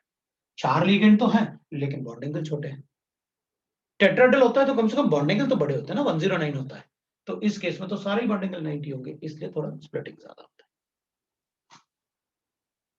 राइट। ये अपन बता सकते हैं। तो इस केस में अपन हाइब्रिडाइजेशन बता सकते हैं कि what will be the hybridisation we are going to write. ये हाइब्रिडाइजेशन वाला पार्ट इसमें डी यूज हुआ, बट अगर अपन जब अपन केमिकल बॉन्डिंग पढ़ते थे ना, अपन ने केमिकल बॉन्डिंग भी पढ़ा, केमिकल बॉन्डिंग में कभी इनर डी ऑर्बिटल यूज नहीं हुआ। अपन sp2 पढ़ा, sp3 पढ़ा, sp3d पढ़ा, like that we have done. तो अपन कहेंगे भाई अगर मेरे पास sp3 अपन को पता है और अगर sp है तो s प्लस p हो जाएगा any px py pz, sp2 है तो अपन को पता था s plus px py pz कुछ भी हो सकता है, मतलब p कोई भी हो जाएगी, तो मैं लिख नहीं रहा कौन से, और sp3 होगा तो तीनों हो जाएंगे। लेकिन अगर sp3d है तो अपन ने कहा था इसमें तो sp3 प्लस dz स्क्वायर, और अगर sp3d है तो sp3 और d2 में dx square minus Y square plus dz square, और अगर sp3d3 है तो अपन ने लिखा था sp3 plus dxy dyz dzx, ऐसे लिखा था वो सिमेट्री की वजह से, ये तीनों एक जैसे हैं इसलिए वो तीनों उसको यूज कर लेगा, symmetry leads to stability, symmetry की वजह से लिखा हुआ है। हाँ, you can say that molecular plane is x Y plane, इसी वजह से तो अपन ने dz का एनर्जी कम कर लिया कि उसमें, लेकिन अपन ऐसे बोल नहीं सकते डायरेक्टली कि molecular plane is x Y plane. How can you say that spherical molecule में which is x axis y axis and the z axis, तो अपन वो बोल नहीं सकते ऐसे। हमने तो इसलिए कहा कि आपने यहां पर लिखा था कि ligand approach the metal ion through the axis, तो एक्सिस पे कौन प्रेजेंट थे, एक्स वाई। अगर एक्स वाई की एनर्जी सबसे ज्यादा बढ़ी तो इनके सबसे ज्यादा पास कौन थे, dxy, ये dx square minus y, dx square minus Y square था। तो अगर इनसे अप्रोच कर रहा है लिगेंड तो सबसे ज्यादा इनमें रिपल्शन, और उसके बाद सबसे ज्यादा पास कौन होता है, 45 डिग्री पे ये होता है, इसलिए उसकी एनर्जी ज्यादा है। फिर dz स्क्वायर वो तो इससे परपेंडिकुलर, सो दैट्स व्हाई मैंने उसको ऐसे रिप्रेजेंट किया, बट उतना ज्यादा डिटेल में नहीं जाना है इसलिए मैं ज्यादा वो ऑर्बिटल वगैरह नहीं दिखा रहा था इसमें। वो पूछ सकते हैं मुझसे, बताओ किस कौन सा ऑर्बिटल यूज कर रहे हो आप। केमिकल बॉन्डिंग में अपन ने सिर्फ नॉन मेटल लिए थे, अपन ने मेटल कभी लिए नहीं, और सिंस सिलेबस में नहीं है तो स्क्वायर प्लेनर में अपन से CFSE भी नहीं पूछेंगे, what is CFSE for, right, square planar complex. तो ये अपना स्क्वायर प्लेनर कॉम्प्लेक्स था, this is crystal field stabilisation energy and this is crystal field theory. अब बेटर तो ये होगा अपन को कि अपन कैलकुलेट करें किससे, will calculate with the help of VBT, मुझे VBT ज्यादा अच्छा लग रहा था एज कंपेयर टू दिस, लेकिन अपन को ये पता चल गया इससे कि भाई हम अगर स्प्लिटिंग बतानी है तो वो स्प्लिटिंग कैसे बताएंगे अपन, क्योंकि उससे मैं कुछ कंसेप्ट तो यूज करूंगा। अब मैं एक और पार्ट लिखूंगा इसमें, inner orbital complexes and low that is outer orbital complexes, complex and outer orbital complex. थोड़ा सा एक दो डिफरेंस लिखते हैं। आउटर ऑर्बिटल कॉम्प्लेक्स,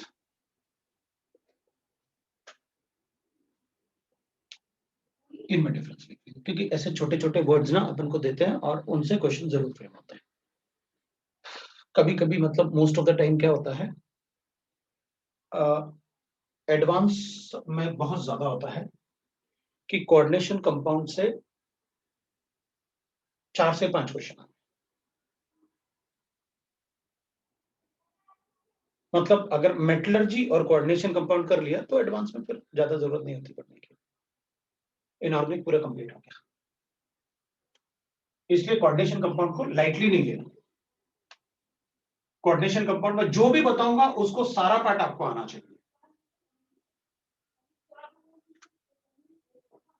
कोई क्लास मिस नहीं होनी चाहिए कोऑर्डिनेशन कंपाउंड की, कोई अपन को कुछ गड़बड़ नहीं करना है कोऑर्डिनेशन कंपाउंड में। इसलिए मैं सभी पॉइंट को एक एक पॉइंट को डिस्कस कर रहा हूं कि अपन को क्या करना चाहिए। अभी what will write, inner orbital complexes का मतलब होता है complex which uses inner d orbital for hybridization। तो अपन कहेंगे भाई ठीक है, dsp2 हो गया और d2sp3 हो गया।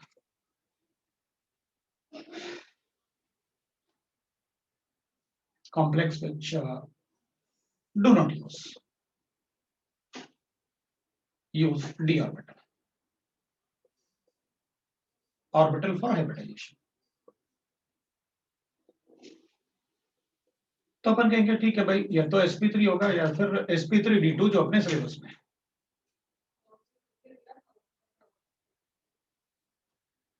अगर अपन इनर ऑर्बिटल यूज करेंगे ना तो bond is formed more nearer to the near to nucleus of metalline,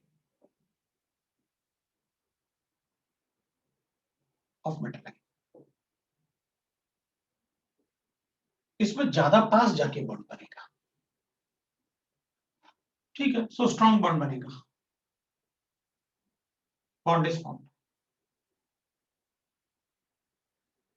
इसमें अपन कहेंगे कि भाई इसमें क्या होता है कि क्योंकि अपन बाहर वाले ऑर्बिटल यूज कर रहे हैं तो मेटलाइन और लिगेंड दूर दूर ही रहते हैं एक तरीके से, और इस वाले में मेटलाइन और लिगेंड काफी पास आ जाते हैं एक तरीके से। तो अगर मेटलाइन और लिगेंड एक दूसरे के काफी पास आ जाएंगे और उसमें दूर रहेंगे तो अपन कहेंगे फिर तो इसमें दूर से इलेक्ट्रोस्टैटिक अट्रैक्शन ही होगा। तो इसमें ज्यादा पास आके बॉन्ड बनाएगा तो ज्यादा स्ट्रॉन्ग बॉन्ड बनेगा, कोवेलेंट कैरेक्टर ज्यादा होगा, क्योंकि जितना ज्यादा ये इसके पास आएगा ये इसका उतना ज्यादा पोलराइजेशन कर पाएगा। तो जान लो दूर रहेगा तो ज्यादा पोलराइजेशन नहीं कर पाएगा और electrostatic attraction. So you mean to say that इसमें आयनिक कैरेक्टर ज्यादा होगा, इसमें कोवेलेंट कैरेक्टर ज्यादा होगा। That is what I want to say. Polarisation ज्यादा होगा तो पोलराइजेशन वर्ड ही इसलिए यूज किया कि आप कोवेलेंट कैरेक्टर बता सको। इन कॉम्प्लेक्सेस में कोवेलेंट कैरेक्टर, इन कॉम्प्लेक्सेस में आयनिक कैरेक्टर ज्यादा होता है, इन कॉम्प्लेक्सेस में कोवेलेंट कैरेक्टर ज्यादा होता है। तो पहले तो अपन ये लिख देते हैं, bond is form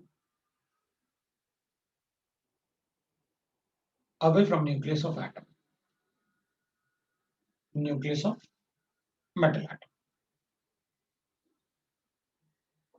metal atom।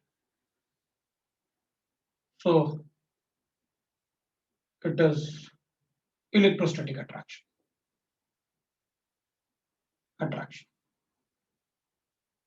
तब तो मैं कहूंगा इसमें weaker bond is formed with more ionic character, ionic character. Weaker मतलब इलेक्ट्रो दूर से इलेक्ट्रोस्टैटिक अट्रैक्शन रहेगा बस। लेकिन यहां पर क्या होगा, मोर कोवेलेंट कैरेक्टर, मोर कोवेलेंट कैरेक्टर। लिगेंड पास आएगा तो वो उसका पोलराइजेशन कर लेगा।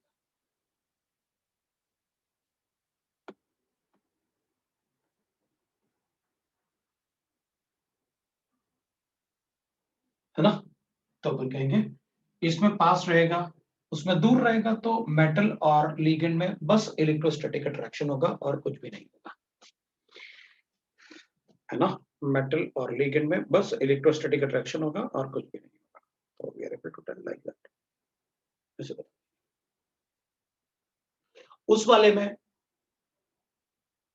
लिगेंड मेटल के बहुत पास जाएगा, और लिगेंड अगर मेटल के बहुत पास जाएगा तो मेटल आयन पे जो चार्ज होगा वो लिगेंड के नेगेटिव चार्ज को ज्यादा पोलराइज करेगा, ज्यादा कोवेलेंट कैरेक्टर करेगा। ज्यादा पोलराइज करेगा तो ज्यादा कोवेलेंट कैरेक्टर करेगा। कभी कभी ये तो अपन को मतलब इस केस में लिगेंड जो है वो मेटल के मतलब ज्यादा पास जाके बॉन्ड बनाएगा, तो ऑब्वियस सी बात है लिगेंड पास आएगा तो पोलराइजेशन होगा, पोलराइजेशन होगा तो कोवेलेंट कैरेक्टर आएगा। उस केस में अपन कहेंगे वो दूर से ही इलेक्ट्रोस्टैटिक अट्रैक्शन होगा बस। तो like that we can write the difference between the inner orbital complex और outer orbital complex, ऐसे अपन बता सकते हैं। जैसे अपन ने इनर ऑर्बिटल कॉम्प्लेक्स लिखा ना, वैसे ही अपन मतलब एक लिख सकते हैं, that is low spin complex and high spin complex. अच्छा, ये वर्ड भी बोलते हैं हम, लो spin complex, complex and high spin complex. तो लो स्पिन कॉम्प्लेक्स का मतलब है दैट इज, तो मैं बात कर रहा था, इसने कुछ पूछा भी था अपन को, है? एक मिनट मैं चेक कर लूं। कुछ पूछा था कि क्या लिखा हुआ है, कुछ लिखा हुआ पूछा था, मैं एक बार चेक कर लेता हूँ। सेकंड पॉइंट में फॉर्म्ड के बाद क्या लिखा हुआ है, तो फॉर्म्ड के बाद the bond formed is always, always लिखा हुआ है। अच्छा, अवे फ्रॉम द न्यूक्लियस लिखा था, away from the nucleus of matter, सही है। लो स्पिन कॉम्प्लेक्स का मतलब है अगर किसी कॉम्प्लेक्स में एक्स्ट्रा पेयरिंग हुआ, मतलब एन स्टार का वैल्यू है, तो अपन उसे लो स्पिन कॉम्प्लेक्स बोलेंगे। अगर एन स्टार का वैल्यू 0 है तो फिर वो हाई स्पिन कॉम्प्लेक्स होगा, irrespective of the nature of. So अगर एक्स्ट्रा पेयरिंग होगा ना, तो अपन उसको लो स्पिन कॉम्प्लेक्स बोलेंगे। डजंट मैटर फॉर मी कि भाई वो वीक लिगेंड है या स्ट्रॉन्ग लिगेंड है। एग्जांपल ले लेते हैं और चेक कर लेते हैं, है ना, एग्जांपल लेते हैं अपन और चेक करते हैं। So low spin complex in which n star is greater than 0, अगर n star का वैल्यू ग्रेटर देन 0 होगा तो अपन उसे कहेंगे low spin complex. So the extra pairing of electron take place, extra pairing of electron take place, electron take place, then it is low spin complex. Then if the extra pairing of electron take place, then it is low spin complex. Irrespective of the nature of ligand, मतलब मैं nature of ligand नहीं देखने वाला, irrespective of the nature of nature of ligand, of ligand. ऐसे होता है, right. और high spin complex मतलब n star 0, high spin complex. High spin complex का मतलब हो गया the n star will be equal to 0। There is no extra pairing of electron. There is no extra pairing of electrons. So there is no extra pairing of electron. Then we say that it is high spin complex. तो एक बार अपन example ले लेते हैं. That will be better कि भाई उसमें अपन को कैसे लो स्पिन और हाई स्पिन कॉम्प्लेक्स बताएं। अब लो स्पिन और हाई स्पिन कॉम्प्लेक्स के लिए अब देख लो कैसे, मतलब मैं एग्जांपल ले लेता हूं, देखो अब मेरे पास गिवन है CrH2O होल 6 और मैं इसको 3+ लिख लेता हूं। मैं एग्जांपल ले रहा हूं लो स्पिन और हाई स्पिन के लिए, एक एग्जांपल है। अब हम सबको पता है क्रोमियम +3 का मतलब हो गया 3d3। मेरे ख्याल से अपन किसी को डाउट नहीं। अब 3d3 होगा तो ये तो ऐसे होगा, देयर इज नो राइट ना पेयरिंग ऑफ इलेक्ट्रॉन्स। भाई 2d तो पहले से खाली पड़े हुआ है, so I will say that therefore hybridisation is D2sp3,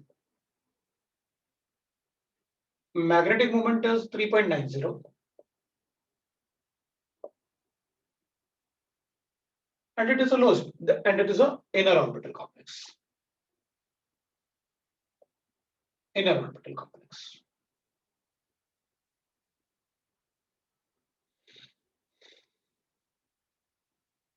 अब एक और एग्जांपल लेते हैं, CrNH3 होल 6, ये भी 3 पॉजिटिव है।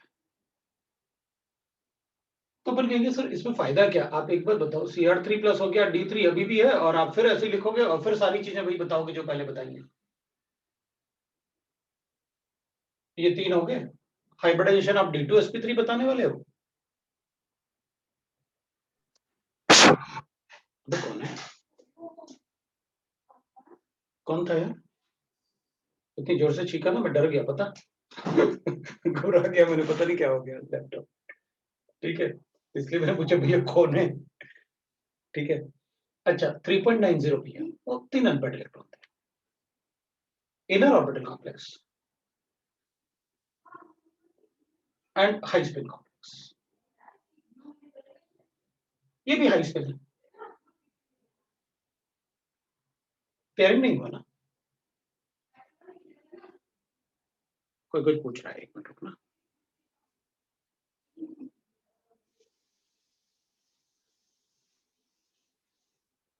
अच्छा हाँ, अरे मैं बहुत जोर से डरा था पता, उसने चीखा इसलिए मैंने बोला कि भैया डर गया था कौन है।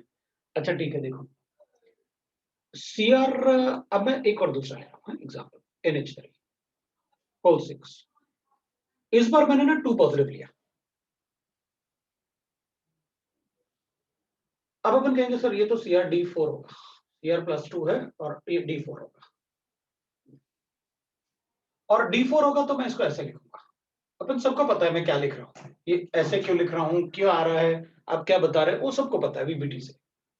मेरे पास 1 2 3 4 ऐसे है,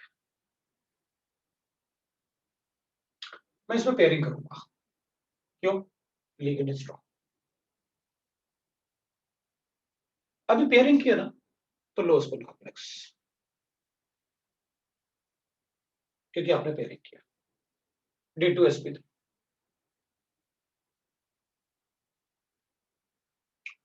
अनपेड इलेक्ट्रॉन 2 हो गए तो 2.87 pm, इनर ऑर्बिटल कॉम्प्लेक्स।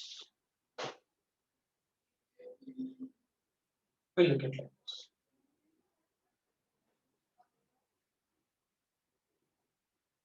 मतलब आपने जो सेंटेंस लिखा है उसमें वेरी क्लियरली मेंशन्ड है यार, अगर n स्टार का वैल्यू 0 है, ग्रेटर देन 0 है, हाँ ग्रेटर देन 0 मतलब एक एक्स्ट्रा पेयरिंग किया आपने, मतलब n स्टार का वैल्यू 1 है इसमें।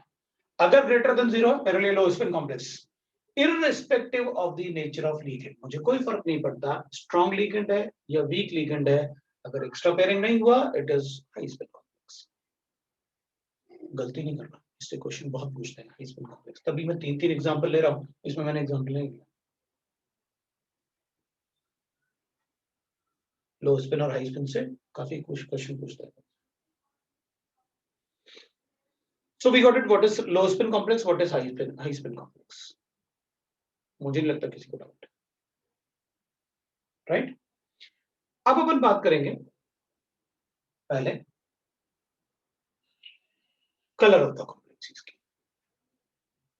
Colour of the complex of the complex,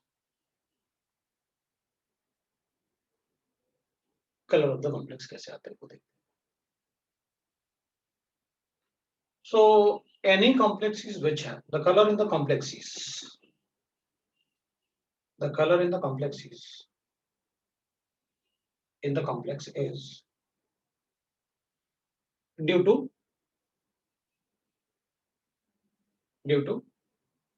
DD transitions between EG and T2G orbital. So due to DD transition of electrons in visible region.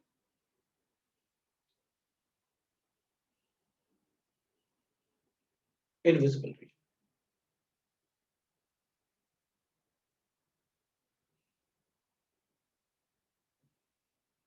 तो अब अपन को एक क्वेश्चन पूछा जा रहा है. Sir, we know that only strong ligand will be able to pair the electrons. Then why did we write irrespective of the nature of ligands?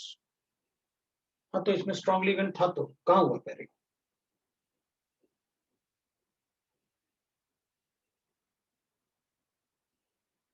बोलो इसमें था तो strong ligand, pairing कहाँ हुआ? तो मैंने आपको कुछ नहीं लिखा, strong ligand, weak ligand मैंने कुछ नहीं कहा, मुझे कोई फर्क नहीं पड़ता. Pairing हुआ तो लो स्पिन है, इधर भी NH3 इधर भी NH3, नहीं हुआ नहीं. हाँ तो लिखा तो है लो स्पिन कॉम्प्लेक्स में, बता तो रहा हूँ भाई. इसमें तुम कह रहे हो लीगेंड स्ट्रांग होता है, हमें पता है पेयरिंग लीगेंड स्ट्रांग लीगेंड्स होता है. हाँ, तो मैंने तो इसलिए लिखा, आप जो मर्जी चाहे कर लेना. अब कुछ कुछ केसेस में अपन को पता है ना कि आपको बताएगा ना कि कोबाल्ट +3 में irrespective of the nature of ligand सब D2sp3 बनाते हैं, मतलब वीक लीगेंड भी पेयरिंग करते होंगे +3 में. मैंने आपको नोट में लिखवाया है.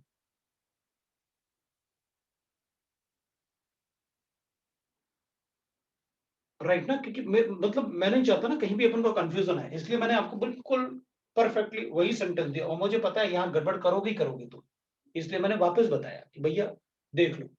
और इसलिए 3 एग्जांपल लिए सभी टाइप के कि आप देख लो अपने से अच्छा, और वही एग्जांपल लिए क्रोमियम के साथ ताकि तुम गड़बड़ ना करो, और फिर भी गड़बड़ करोगे मुझे पता है ना. चलो अच्छा देखते हैं पर. अब colour of the complexes is due to the D D transition. D D transition पता क्या होता है? वो होता है जो अपने पास T2G और EG ऑर्बिटल्स होते हैं ना, कोई भी हो सकता है EG और T2G ऑर्बिटल, अपन ऐसे बता सकते हैं ये T2G ऑर्बिटल्स हैं और ये EG ऑर्बिटल्स हैं. अब अगर इनमें अनपेड इलेक्ट्रॉन है किसी में, मान लो कोई इलेक्ट्रॉन इसके पास अपने पास ऐसे है, तो इनमें जो इलेक्ट्रॉन्स होते हैं ना, इलेक्ट्रॉन यहां से यहां जाएगा या यहां से यहां आएगा इन द विजिबल रीजन, तो उस केस में डीडी ट्रांजिशन होता है. अब अपन इसको थोड़ा डीडी ट्रांजिशन को और डिटेल में देखते हैं. एक मिनट रुकना है. So अपन ने लिखा the color is due to the complex, the color in the complex is due to the DD transition of electron in the visible region. So when electrons excites from orbital of,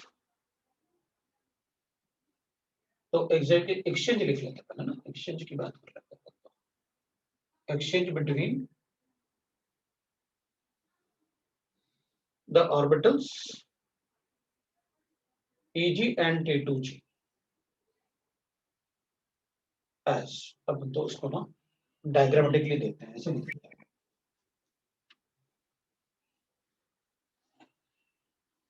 अपन उसको diagram में देखते हैं कि भाई आप कैसे बताने वाले हो, आप तो ये बताओ पहले, है ना. अपन डायग्राम में देखते हैं क्या है.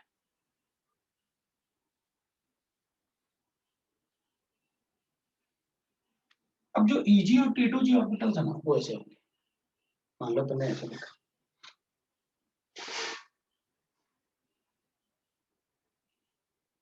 इसमें इलेक्ट्रॉन्स हैं, इसको T2G लिख देता हूँ. वो ऑक्टाहेड्रल और टेट्राहेड्रल, हमें तो EG और T2G कोई किसी को भी ऊपर लिख सकते हैं, फिर तो पता है, बस डिपेंडिंग ऑन द किस टाइप के कॉम्प्लेक्स हैं, ऑक्टाहेड्रल या टेट्राहेड्रल, वो देखना पड़ता है. अभी क्या होता है, जैसे इसमें से किसी में भी अगर अनपेड इलेक्ट्रॉन है, एक भी अनपेड इलेक्ट्रॉन है, तो अपन क्या कहते हैं कि भाई ये ऐसे ट्रांजिशन शो कर सकते हैं, ये इलेक्ट्रॉन यहाँ जाएगा, ये इलेक्ट्रॉन यहाँ आएगा. तो अपन क्या करेंगे, ये इलेक्ट्रॉन जो होगा, जैसे मान लेते हैं कोई भी एक इलेक्ट्रॉन, इनमें से कोई भी एक इलेक्ट्रॉन जो है वो यहाँ से यहाँ जाएगा. तो क्या अपने आप जाएगा? नहीं, यहां से एक लाइट यूज होगा, यहां से अपन लाइट यूज करेंगे, तो ये इलेक्ट्रॉन यहां से यहां एक्साइट होगा, इसको अपन को जो इलेक्ट्रॉन यहां से यहां जाएंगे ना, इनको अपन कहते हैं D D transition, D orbital D orbital, इसको कहते हैं अपन डी डी ट्रांजिशन। अब डी डी ट्रांजिशन में क्या होता है कि जब ये विजिबल लाइट को यूज करेगा, तो जो लाइट यूज होगा वो तो नहीं दिखेगा अपन को, लेकिन बाकी जो यूज नहीं हुआ वो तो इमिट होगा ना, मतलब कॉम्प्लीमेंट्री कलर दिखाने की बात कर रहे हो, गिव्स कॉम्प्लीमेंट्री।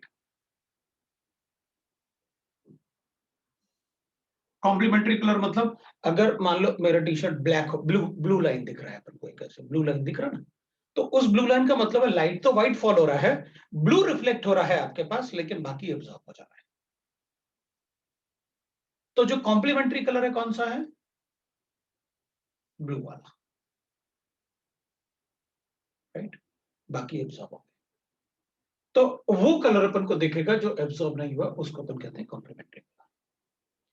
अब अपन क्या करेंगे, अपन कहेंगे देखो सर, इनमें डीडी ट्रांजिशन में क्या होता है, इनमें गैप तो अलग अलग होता है। आपने बताया कि भाई स्ट्रॉन्ग लिगेंड है तो ऐसे, और वीक लिगेंड है तो ऐसे, वो ज्यादा बना दिया लेकिन ऐसे मतलब अपन बता देंगे। स्ट्रॉन्ग लिगेंड है तो ज्यादा गैप है, वीक लिगेंड है तो कम गैप।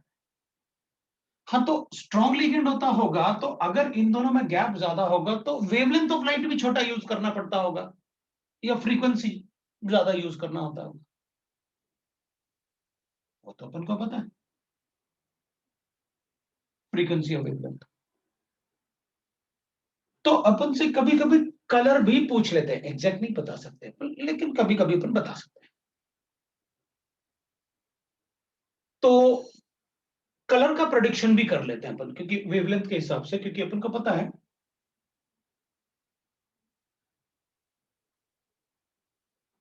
कि अगर छोटे वेवलेंथ यूज हो जाएंगे तो बड़े वेवलेंथ यूज नहीं हुए तो इमिट करेगा।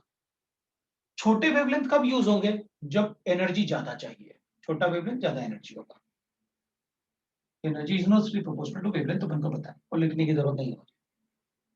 तो छोटा वेवलेंथ कब यूज होगा? तो छोटा वेवलेंथ तब यूज होगा जब स्ट्रॉन्ग लिगेंड होगा। अच्छा, स्ट्रॉन्ग लिगेंड है तो इसका मतलब है कि वो लॉन्गर वेवलेंथ इमिट करता होगा,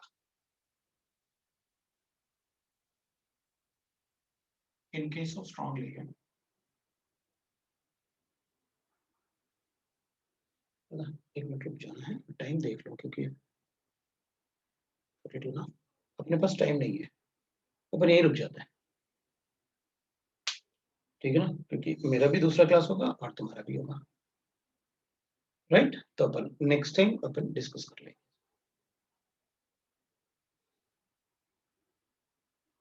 ठीक है। तो अपन यहाँ